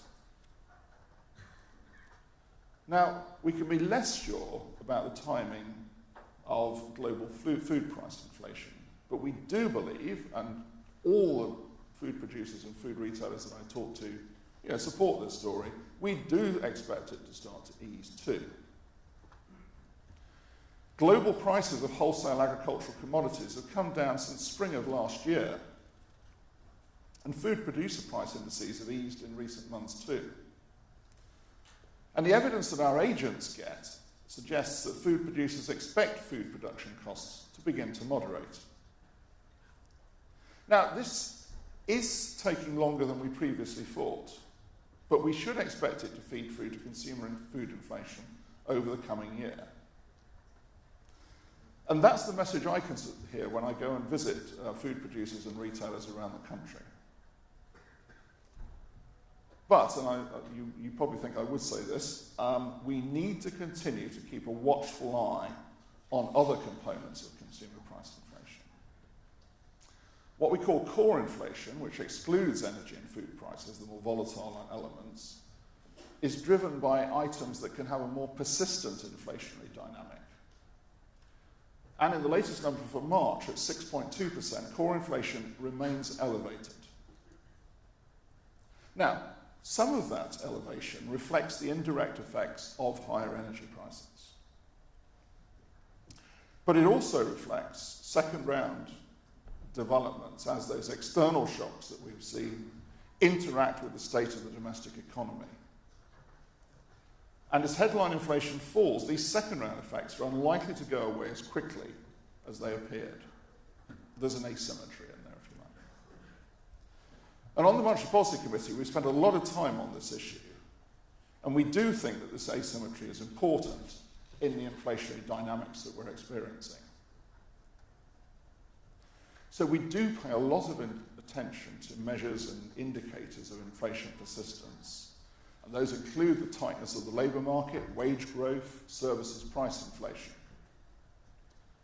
Now, when you sum up all the news that we've seen on this front recently, it's quite mixed, really. There are some signs, and we saw it yesterday in the numbers, that the labour market is beginning to loosen a little.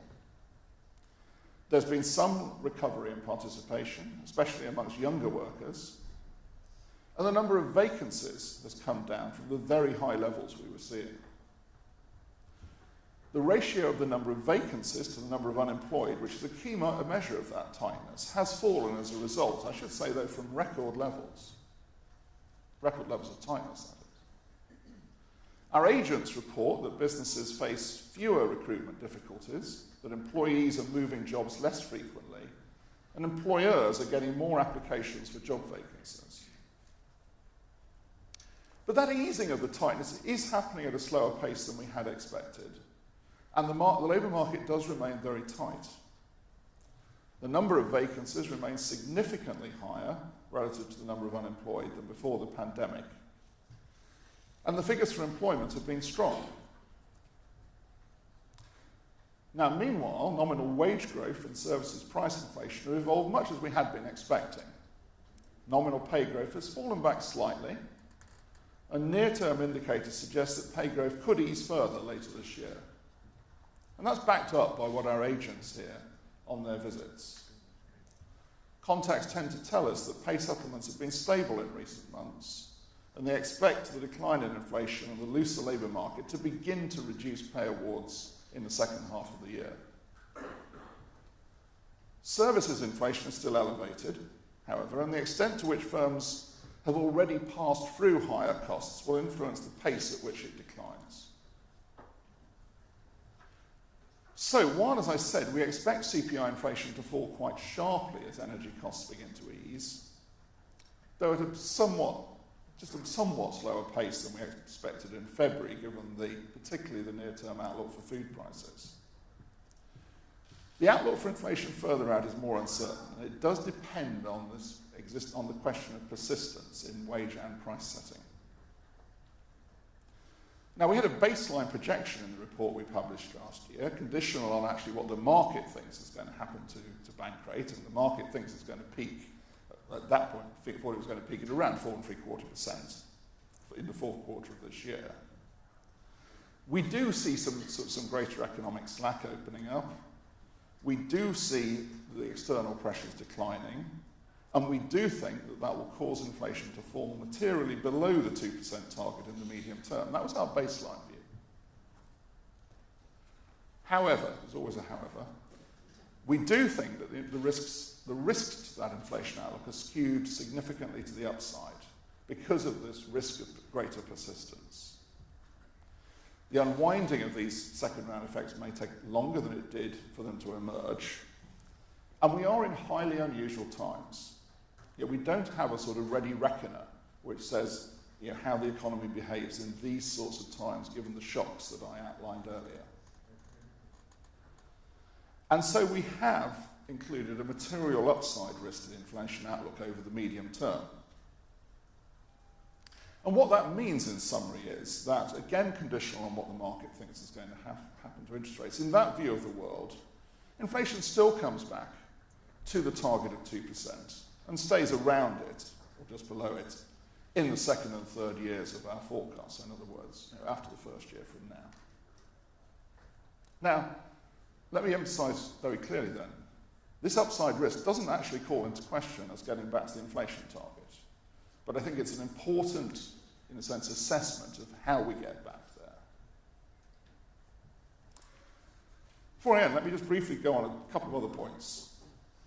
Changes in our bank rates appear to have passed through, as would be expected, into new mortgage and corporate borrowing rates. The pass-through into household sight deposit rates has been muted, but rates on term deposits and fixed-rate bonds have risen more in line with changes in bank rate itself. And I should emphasise that people should seek out the opportunities that a competitive market in retail banking produces to take advantage of those rates. Now, in recent months, overseas bank failures have resulted in asset price volatility, and spreads on UK banks' wholesale funding costs rose for a while. But it turned out in this country that was quite short-lived. We didn't see a lasting impact on interest rates facing households and companies. The UK banking sector remains resilient. It's got robust capital and strong liquidity positions. And in my view, it continues to have the capacity to support the economy and to support businesses and households. People should be able to rely on their banks. And that's important for us in setting monetary policy, because it means we haven't had to aim off in setting monetary policy because of the situation in the financial system. And that's an important thing to be in a position to do. Now, the changes that we have made in interest rates are still working their way through the system. We've seen higher rates quoted on new mortgages, and while the effective rates on new mortgage lending have been increasing, the effective rate on the whole stock of mortgages is still in the process of adjusting. The reason for that is that the mortgage market has changed substantially in the last 10 to 20 years. There is now a much larger share of fixed-rate mortgages in this country. So that as this process plays out, the rises in bank rate that we have put in place since December 2021 will weigh more on the economy. There is some more effect to come through that, and we factor that in very closely. And that was an important element of the discussion in forming our view that we should increase bank rates, as we did last week, to 4.5%. So we are continuing to address the risk of more persistent strength in domestic price and wage setting, as represented by this upward risk, if you like, in the distribution. We will continue to monitor very closely the indicators of persistence in inflationary pressures. And we will adjust, as we think is necessary, bank rate to return inflation to target sustainably in the medium term, as our remit tells us we should do. If we saw much greater persistence, or more persistence, then we would have to undertake further tightening in monetary policy. That's our commitment. We will judge it according to the evidence. Thank you.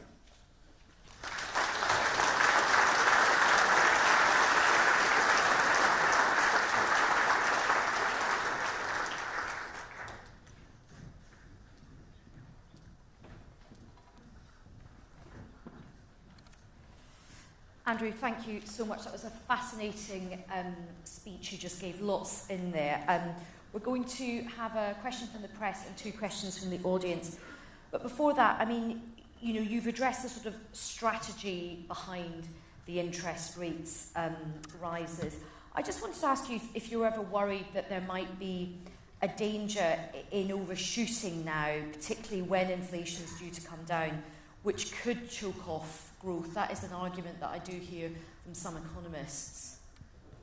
Well, it's something that we do have we watch very carefully, because we are, as I said a few minutes ago, in these completely unprecedented times. You know, we've had this huge run-up, obviously, in inflation. You know, I set out the shocks that were going on. And I'll just emphasise this point, that one of the things that we have spent a lot of time on is this question about, you know, will it be symmetrical? Will it be, you know, will inflation come down as we saw it go up, or will it take longer to come down? It will come down, by the way. And we have to judge that very carefully. And as you say, we have to judge the impact on activity in the economy and how much slack there is in the economy. And I think it's, you know, it's interesting. I mean, this is an encouraging story, I should say. As I said, you know, the economy has been more resilient, and particularly the labour market has been more resilient. Now, I should say I see that in many of the discussions I have with businesses around the country, because people say to me, a lot of people say to me, look, I found it so hard to recruit people that I'm hanging on to them, come what may, as it were. And that's logical, because a lot of people say to me, you know, if I have to make an adjustment, it will be more on the hours worked rather than on the number of people. because I don't want to go through it again, having to recruit people once the economy recovers. And that's resilience, and that's a good story. And we take that into consideration. But just to reassure you, we do spend a lot of time thinking about the sort of, where do you get the right balance in terms of what we do. No, it's such an important point, that sort of labour market tightness is very, very important. I think we're going to take a media question. I think we're going to go to Bloomberg News. Yeah, hi, Phil Aldrich from Bloomberg. Just a question about the credibility of the Bank of England. Obviously, you missed the inflation shock, and now we're raising rates more aggressively than you'd expected.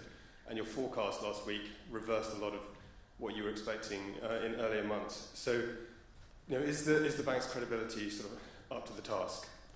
Well, Phil, I do always make the point that our forecasts are conditional. They're conditional in the sense of, we have to condition them on financial market prices. We have to condition them on other policies, and then of course we have to adapt them for the shocks that are going on around the world around us. And as I said earlier, the shocks have been huge. So we have to make these adjustments all the time. I also made the point. You probably detected quite strongly pushing back on this idea that somehow monetary policy caused this inflation, because I'm sorry, I just do not believe that to be the case. So our job and our credibility is to bring inflation back to target. And overall, this is the biggest test of the regime, because it's by far the biggest shock to inflation. But the test for me is that we can have these things going on in the world around us, which are terrible and have very bad effects, and the regime can bring inflation back to target. That's the test of credibility for me. Interesting. Right, we'll take two questions from the audience. Does anyone have any questions for the Governor of the Bank of England? Yeah, I can see a hand up there, so in the middle of the room.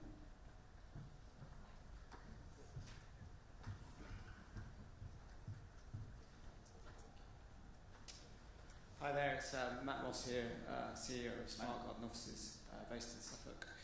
With businesses facing huge amounts of cost pressures with energy, taxes, employment rates going up, most of the influence around inflation is caused by external factors, global factors. How do you perceive the fact that increasing interest rates is another inflationary pressure that businesses are having to face, is another cost that we're having to bear? And when you talk about the longevity of this inflation, that's just adding more pressure and will add more longevity, and it puts a huge amount of pressure on businesses that have got existing finance where they're not perhaps then able to gain support from banking. Thank you. So I do understand the question, and I want to assure you that I do understand the very difficult consequences of the economic conditions and the inflation that we're facing. What I would say is this, and it somewhat continues from the previous question, that what would be a worse outcome is if we did not get the inflation under control. And I come back to this question about persistence and about second-round effects. I say consistent with my answer to the previous question. I'm afraid there's no tool that we have to make the initial shocks go away, and to make the effect of these external shocks, particularly on national real income, which obviously then feeds through into the economy, comes through as inflation, go away. What we do have to do is prevent it becoming embedded. That would be a worse outcome. That's why we're raising interest rates in a sort of simple sense. And we've got one final question from the gentleman at the front here. If we could just get a microphone to this gentleman just this front table here. Thanks. Rod Downer from the Industry Forum. This may sound like a simplistic question, but is there any point in having a 2% inflation target that you very rarely, if ever, meet because of other good factors, actually? But I mean, do you need a more complex mandate, or should you drop the 2%? No, I think it's important that we have a simple and transparent target. When you say rarely meet, I mean, actually, we did have quite a long period when we were meeting. Funny enough, actually, the average of inflation in this country for the decade before COVID hit was almost exactly 2%. That's the average, of course. It moves up and down a bit because things are always going on.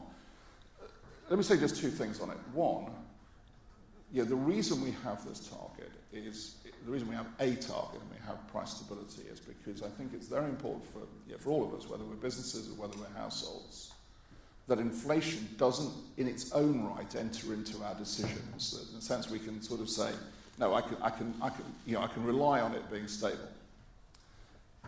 Why 2%? I won't go on at length on this question.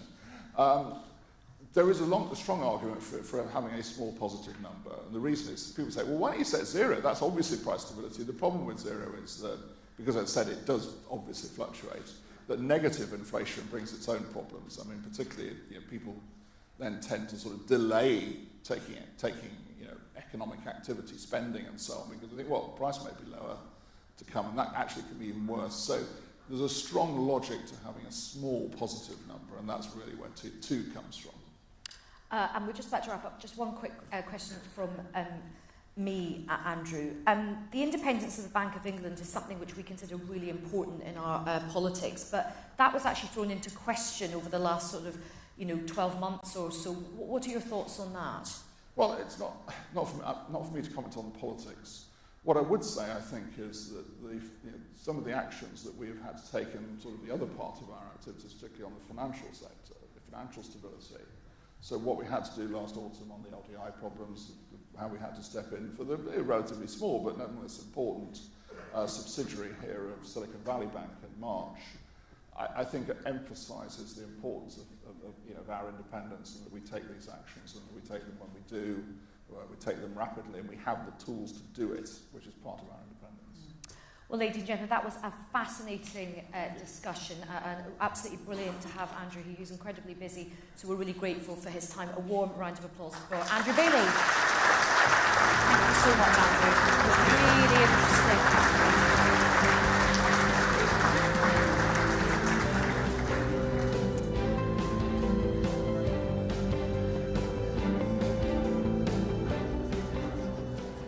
Right, well, we have got another fantastic guest speaker lined up for you. Our next speaker is the global serial entrepreneur, Lindsay Boyd. Like Lindsay successfully owned and sold 2 businesses before the age of just 24. The second was a very famous, renowned footwear brand with global distribution channels across 7 different countries. Now, she sold this company to Caterpillar and then went on to build a third business, working with and growing some of the most famous fashion brands on the high street. She became very famous for building the brand Famous Brands. Now, 11 years ago, she founded Purpose and moved out of the world of consumer brands to set up One Earth, which is the first purpose-led platform connecting enterprise to trade and amplifying the voices of communities to make change. She's known as a global ambassador for purpose and sustainable change. She aims to help millions of organisations and their businesses build and scale their good causes. She's a brilliant, brilliant speaker. Please give a warm welcome to Lindsay Boyd.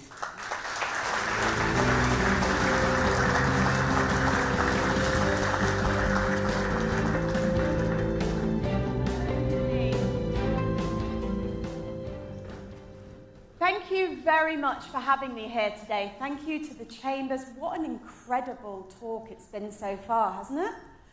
And look, I'm not a governor, I'm not a minister, I'm not your potential next president, but I am a serial entrepreneur.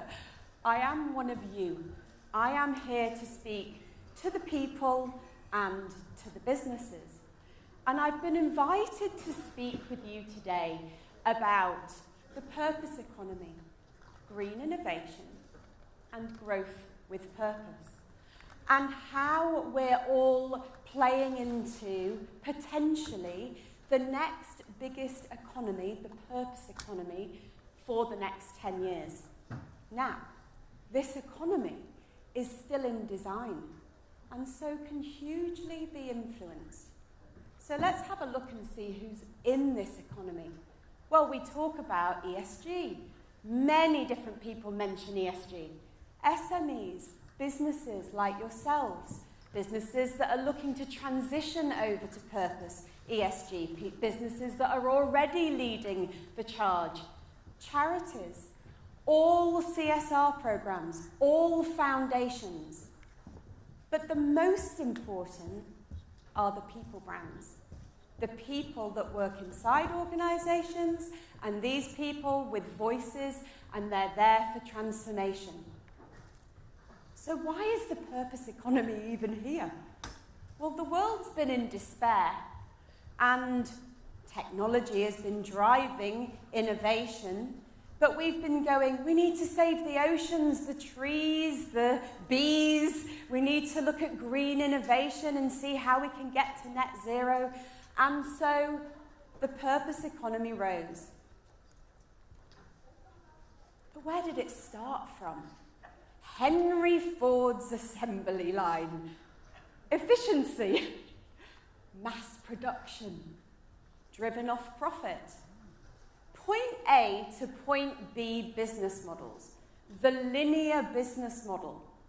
And yet, we were driving this efficiency into transport, medicine, finance, communications, and the world's population exploded. And so these businesses were building these linear business models, point A to point B, and not really looking at what came after point B, or was there something before point A? And what happened at the end of the production line was the end of the thinking. And so by the end of the 20th century, what happened was businesses were efficient, they were making money, but they were damaging the planet. And so the 20th century was all around profit. How do we deliver food onto shelves? And how do they last longer on these shelves? Could we put chemicals into these foods so that they can stay longer and we can make more money? But at the same time, isn't that damaging the planet? Isn't that damaging our health? And supply chain breakdowns, slave labour. Were we using emerging markets because it was low cost and we could just deliver more and more stuff onto the planet? Fast fashion, which was my world where I came from.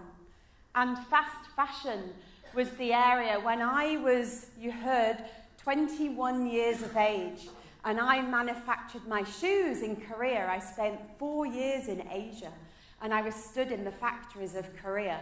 And I learned about manufacturing, I learned about distribution, and we were a linear business model. We didn't think about what the material was or what was happening with these shoes. We just shipped the shoes into 7 distributions around the world. Now, I learned about distribution and I learned about trade, which was incredible at the age of 24. But we didn't think about what was happening with the brand. And we were filling up these landfills. We were filling up waste because more and more products were going out into the marketplace. And plastic everything. It's funny, I went to Asia and I realised that they used to wrap everything in leaves. It was incredible. And then all of a sudden, for some reason, they switched to plastic. And before you know it, there's plastic everywhere. Plastic in the oceans, plastic on the beaches. So the 20th century was all about profit. But the 21st century should be about purpose. And how we build purpose into every single thing we do and move away from just being led by the profit. So, 11 years ago, I found purpose. I transferred all my knowledge from the world of manufacturing. I sold my shoes to Caterpillar at the age of 24, and I moved into the world of consumer brands. You know, it was quite exciting, I have to say, because I was in the fashion industry. I mean, we got to do some with G-Star, Wrangler, Superdry, Lacoste, and in the afternoon I could be in with early stage growth businesses. And what I recognised, what they all wanted the same thing. They wanted more sales, more awareness, and a bigger value, a bigger valuation for the company. And what I recognised was that couldn't be it. It couldn't be that we were just in this space of overconsumption, where these businesses were being driven by revenue and profit, and actually being measured, the ROI. Trust me, I work with large brands, everything was about the ROI. The ROI measurement was all about profit and about revenue. So what chance did these businesses have? If we were measuring the results of these businesses by how much production they were making and the profit and revenue, you had to keep green innovation and green over here, sometimes in a CSR program, and businesses would stay commercially driven. And we've heard from the government, from the Chancellor of the Exchequer, who I thought was incredible, by the way, this morning, and we've heard from the Governor of the Bank of England, and we talk about GDP. We talk about gross domestic product, production, overconsumption. The measurement of how we're still measuring in the world today is around profit. Now, I'm going to put something out there. What if we changed that measurement? What if businesses in this room today thought about a measurement differently, and we looked at a cultural measurement as well as a commercial measurement? We looked at, yes, sales, awareness, value. We all need to make money. And at the same time, we look at a cultural return, which is, how can I drive legacy into the world? My purpose, what's my purpose, and how do I influence the market? Legacy, purpose, influence. And you drive a commercial and cultural ROI. What if the government stood up and decided that the UK was going to be the first country to be able to change the measurement for businesses so that we could have green innovation in every single business? Just like we talk about technology, and now technology is enabling every business, what if green innovation was enabling every business? And in order to do that, businesses need to realise and be allowed to not have to drive everything off a profit, but be measured on impact and purpose. So, I moved into the world of enterprise 11 years ago. I moved out of the consumer world. And I realised that I needed to research the market. I needed to look at where was the data and what was happening with these businesses. So I set up business schools, and I had thousands of these businesses come through these schools. We had over 1,000 of them come in Australia, Canada, Singapore, Korea. I went back to Korea, by the way, that was fantastic. And the UK. And what I started to learn was, why did they want to drive a business from purpose? What was the green innovation that these businesses were wanting to drive through? And how were these businesses, these industries, going to disrupt the market? How were they going to lead this? And I recognized that there were two types of businesses. There was a commercial business that we've talked about, which was looking at making money and profit and so forth, but they wanted to know how. They wanted to understand how to switch over to an ethical business model, and they didn't know. And the consumer was starting to look and go, I'm not sure if I want to buy from your business that you're going to sell to me at every stage, and it's just going to be about products and benefits. And then there was the other business, which is the cultural business, the charity, the foundation, the NGO. Now, those businesses were leading with purpose, but they were spending 90% of their time having to fundraise and 10% of their time being able to do what they were supposed to do. So my recognition was that we needed to help businesses do both. Not be in business and one day become charitable, and also the charity needs to recognise that they can build an integrated revenue system so that they can drive money into the business and not have to be doing sponsorship. And both businesses needed to switch from a linear business model to a circular business model. and drive it through the end to end of the whole of the production line. That meant the brand, the products, tangible and intangible, the channel system, the route to market, the sales process, the pricing, the packaging, the positioning, the whole end to end. And then they needed to look at how could they create partnerships with other industries, how could they trade with each other on purpose, rather than it just being around a commodity. And so the second thing that I saw when I did my research was that the human population gets to a point and they see so many problems and more and more and more problems occur that it moves into a space of a societal shift. And what happens then, in order to have a societal shift, is you need leadership. Now, the first problem was the business model, and the second problem was leadership. And what I saw was, coming from my old world, and look, I always broke trends. I don't know if anybody, I am to blame for the Birkenstocks, if anybody does like wearing them. We did break that trend. So what we recognised with the trend space was you had 3% leaders in a trend cycle that broke a trend. Then you had 15% influencers that influenced the market. And then you've got 33% of people that drive it into the mainstream. And so when you're looking at green and green innovation, what happens, and I use some examples from my old world, when the removal of fur took place, you had leaders that were leading that, influencers influencing it, and eventually it goes into the mainstream and there's a societal shift. There's a revolt against people doing something, and before you know it, policy and decision makers and so forth have to listen to the consumer demand. And this is led by the consumer and no longer led by the policymakers. The policymakers then have to listen to the consumer because there's so many of them. The same thing with veganism when veganism comes into play. This last one was a lady that I got to work with called Catherine Hamnett. I don't know if anybody in the room remembers a lady called Catherine Hamnett. She was an activist and she was as big as Vivienne Westwood.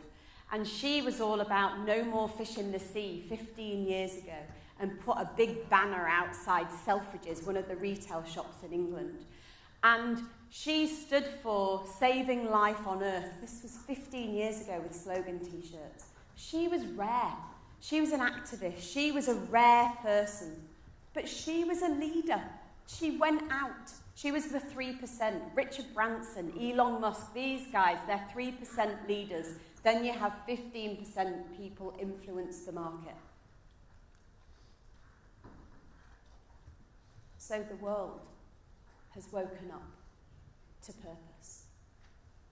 And purpose has driven into the mainstream. Now, I thought this was fascinating. It happened in the pandemic. And it kind of went under the radar for everybody. But what I've been watching was 3% leaders driving this trend, 15% influencers. And what happened was a societal shift occurred where people started waking up to purpose and going, I'm not sure about that brand anymore. Do they have transparency in the supply chain? What are they doing with that brand? And I went to COP27 with the BBC, and they asked me to report on greenwashing. Who had been talking about greenwashing before? And all of a sudden, people start going, I'm not sure I believe your brand. I think that's just a marketing strapline. And I think that you're greenwashing. And I reported on it for the BBC at COP. And fair trade, fair labour. People were then starting to call out and go, is that really fair trade? Are you really paying those people properly? And actually, I'm not sure I'm going to buy from you. And do you have fair labour? Is that going on? could we have a look and could we see transparency of what's actually going on inside of your business? And then they want to know who's leading things. Interestingly, who Googles people in the room? Does anybody Google people? Right, most people Google people, right? So think about the consumer. They're Googling the brands. And they're not only Googling the brands, but they're Googling the people inside the brands. And they want to know, what do you stand for? What do you want to be known for? What do the people care about? And the Z Gen, I don't know if anybody's got 14-year-old kids. Has anybody? I've got a 14-year-old boy. Has anybody got younger kids? Right?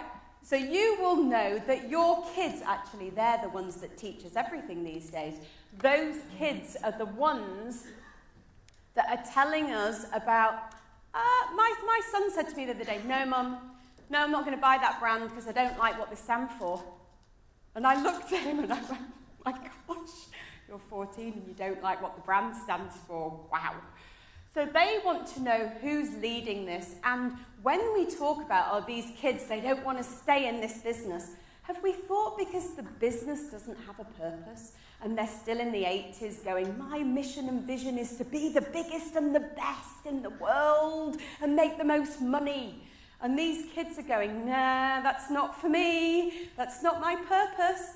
My purpose is I want to put school uniforms into developing countries and you're just polluting the planet. And they're then going, I think I'll buy from a purpose business. And I'll buy from that smaller company that's actually showing me that they're doing something different. And when the consumer feels heard, they'll join you. You will create a movement. All of a sudden, you will move from being a client base to actually bringing your customer along for the journey with you. Because we're in the emotional connection of the customer. They want to feel heard, they want to come with you and collaborate with you. So I'm a bit of a trend geek, and I always have been. And look, I work with famous consumer brands, so in order for me to move all these brands into future gaps, I used to be able to look at trends and go, where were they moving to, and why were we moving these into a future gap? And so, interestingly, in 2016, I got up on stage and said, we're going to see more innovation in society in the next, between 2021 and 2031 than we've seen in the last 50 years. And I said to people, there will be a crossover point. Now, I didn't know what the crossover point was. But we're now stood in the same crossover point that we were in 2003, when social media came on the scene. And we all thought, oh, that's nice. And now we're in the world of AI. And AI has hit the scene, and it's a crossover point for us. And we have choices. We can go down one route. Interestingly, my hairdresser chatted with me about it yesterday. And he was saying, people are worried about their jobs with AI and what's going to happen because people are going to, people's skills aren't going to be needed. And I said, well, you've got three choices, really. One is you can be behind the AI, behind the robotics. The second choice is you can be alongside it, so you can learn about it and see how it will benefit your business.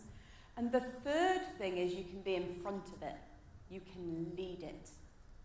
And that means that you can drive. The thing that AI can never do is remember who you are, why you're on this planet, what you're here to do in the world. Yes, it can be the tools, it's very clever. It'll help you to understand what you can give you a whole script out of different things, but it will never be able to be your purpose. It will never drive you, and the purpose will get you out of bed in the morning when everything else is failing. Trust me, I'm an entrepreneur. So these are the key trends that I talk about from 2021 to 2031. And businesses, industries, societies need to grow with purpose, lead with green innovation, and drive green innovation into everything that we do. So the first one is moving from a faceless organisation to one with a face. We need to stop hiding behind the glossy veneer of this business and recognise, like I said to you, people are already Googling you. You're already out there. So what do you want to stand for? What do you want to be known for? How do you want to show up? And allow your people inside the organisation to have a voice. And that means allow every single person. When we go inside organisations, we'll have hundreds of them going through programmes, understanding what they stand for. So they're empowered to go out and actually be the channel, the distribution for you and speak on your behalf. Moving from competition to collaboration. We've been working with industries all around the world. And when AI, robotics, all these different things come into play, it's never been so important in history for us to move from a place of looking at your people and going, no, you're competition. I'm not going to work with you. You need to move into a place of recognizing you are joining up supply chains. There is an end-to-end of the supply chain, not point A to point B anymore, not I manufacture the car and I sell the car, but actually, what's the material? Where's the waste? Who can I distribute with? How am I going to give to the planet? What's my business model? And who can you collaborate with to make that happen? Unethical to transparent. I talked about the supply chain and I said, look, the consumer's already demanding that they want to see an ethical, transparent supply chain. And blockchain is a really good example of being able to put that underneath businesses and showcase what you're doing with your business. And trust me, believe me, you will sell more stuff by doing it. And the next thing I'll say to you is, the consumer is forgiving. So if you go out and go, do you know what, guys? I'm trying to get my supply chain ethical. Why don't we do this together? Why don't you come on the journey with me? Let me show you where I'm up to. Why don't you help me? Let's build a competition around that. And volume data to data for good. The consumer is sick of giving you their data. And they're now hijacking their data. They're putting false information into the computers because they don't want to give it. So the better form is giving ownership back to the consumer and saying to them, okay, would you like to put your data with a cause? What cause do you like? Is it the bees? Is it the oceans? Is it education? Is it travel? Is it who is it? And what you're then able to do is give the power back to the consumer, back to your customer, and give them the choice. And they will then say, actually, yes, I will give my data. And you'll be able to use it in an ethical way. An interesting lobbying to campaigning has been one that I've been talking about for quite some time. And being in this room today with governments and, chancellors and so forth, and we'd all talk about lobbying. Lobbying is around profit and policy. Campaigning is when you bring people together, movements, and you're able to go out with your client base and with the consumer, and you're able to make a change together. And then the last one is online escapism to digital twinning the planet. And this one I find exciting because we've all moved into a virtual community. It was called Facebook, metaverse that came out. And my belief is that people want to live on and offline. It's no longer that people just want to be on. And digital twinning the planet means that you will join online, yes, but you will be able to build offline together. And that's when you trade ethically. So in my last section, I wanted to introduce you to One Earth.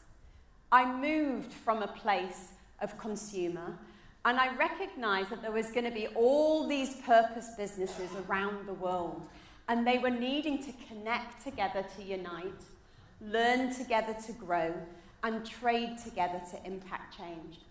And we created a platform that was for purpose, for people to come together and unite, so that they were no longer on their own and they could come and learn in classrooms, learn with other people, and then they could go and trade with each other to impact change.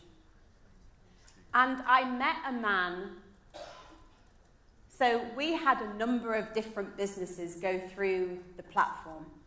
And these businesses came to us, and these are businesses, we had thousands of them, that these are businesses that were typical traditional businesses, a travel agent, a pet shop owner, an engineer, a beekeeper, a doctor, an activist. And they all switched over to be purpose. They all went from, I'm a travel agent, to reshaping the future of travel.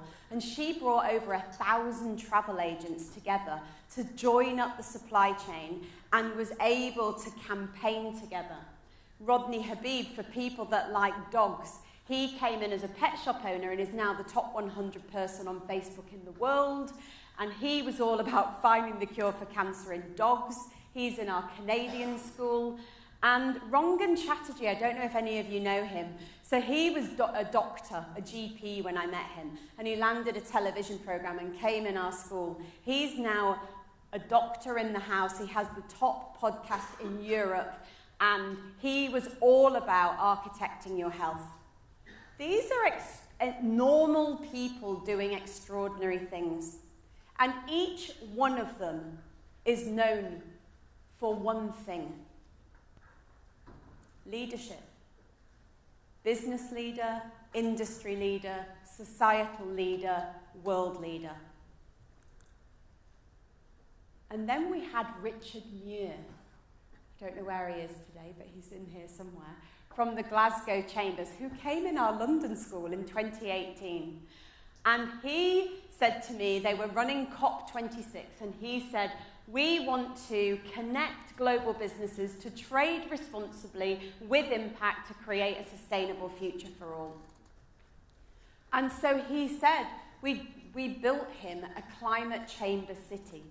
And the city was supposed to build an alliance with all the global chambers around the world. And we started off with 10 global chambers: Israel, Egypt, Abu Dhabi, Indonesia, obviously England and so forth, Singapore, Zimbabwe, and they started to build this alliance. And what we said was, what if we could get 87 global chambers on this? And then what if we can bring the businesses on and be able to have the chambers be the conduit between policy and government and business?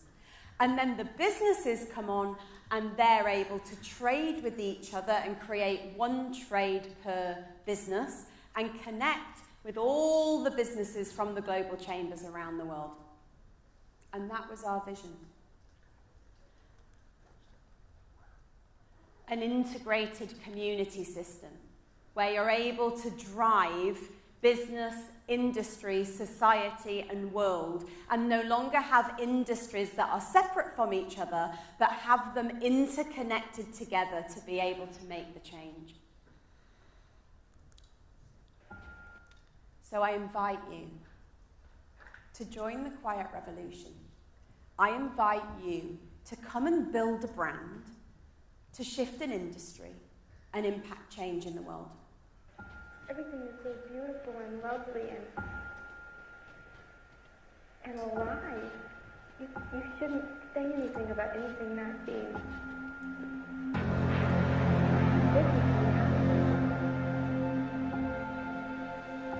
What if you could do something different with your lives that makes a positive impact on your family, your friends, industry, even the world?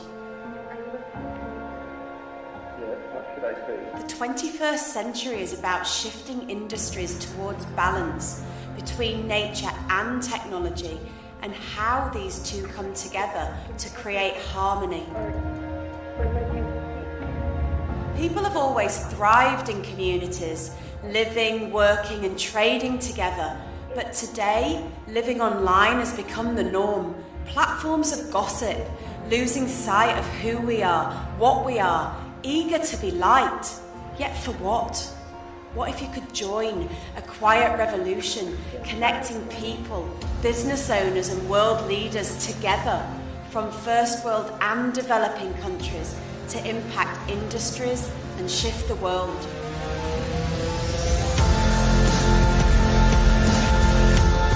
Imagine your business as a house with like-minded people living together, connected from the global communities to the city streets, all united through passion and purpose. A brand new earth where we're building impact in every single business to be able to make a positive change in the world. Education will help children in the way that they need to learn and not in the way that society dictates. Businesses integrated into society, giving back into their communities and the world at large. Sustainability is a given and not an option. Purpose is the new trading currency, enabling business leaders to become world leaders. We are now all a brand after all. Do you want to be known in your industry, outside your industry, or even the world for making a difference? Build your brand, grow your business, impact an industry, shift the world.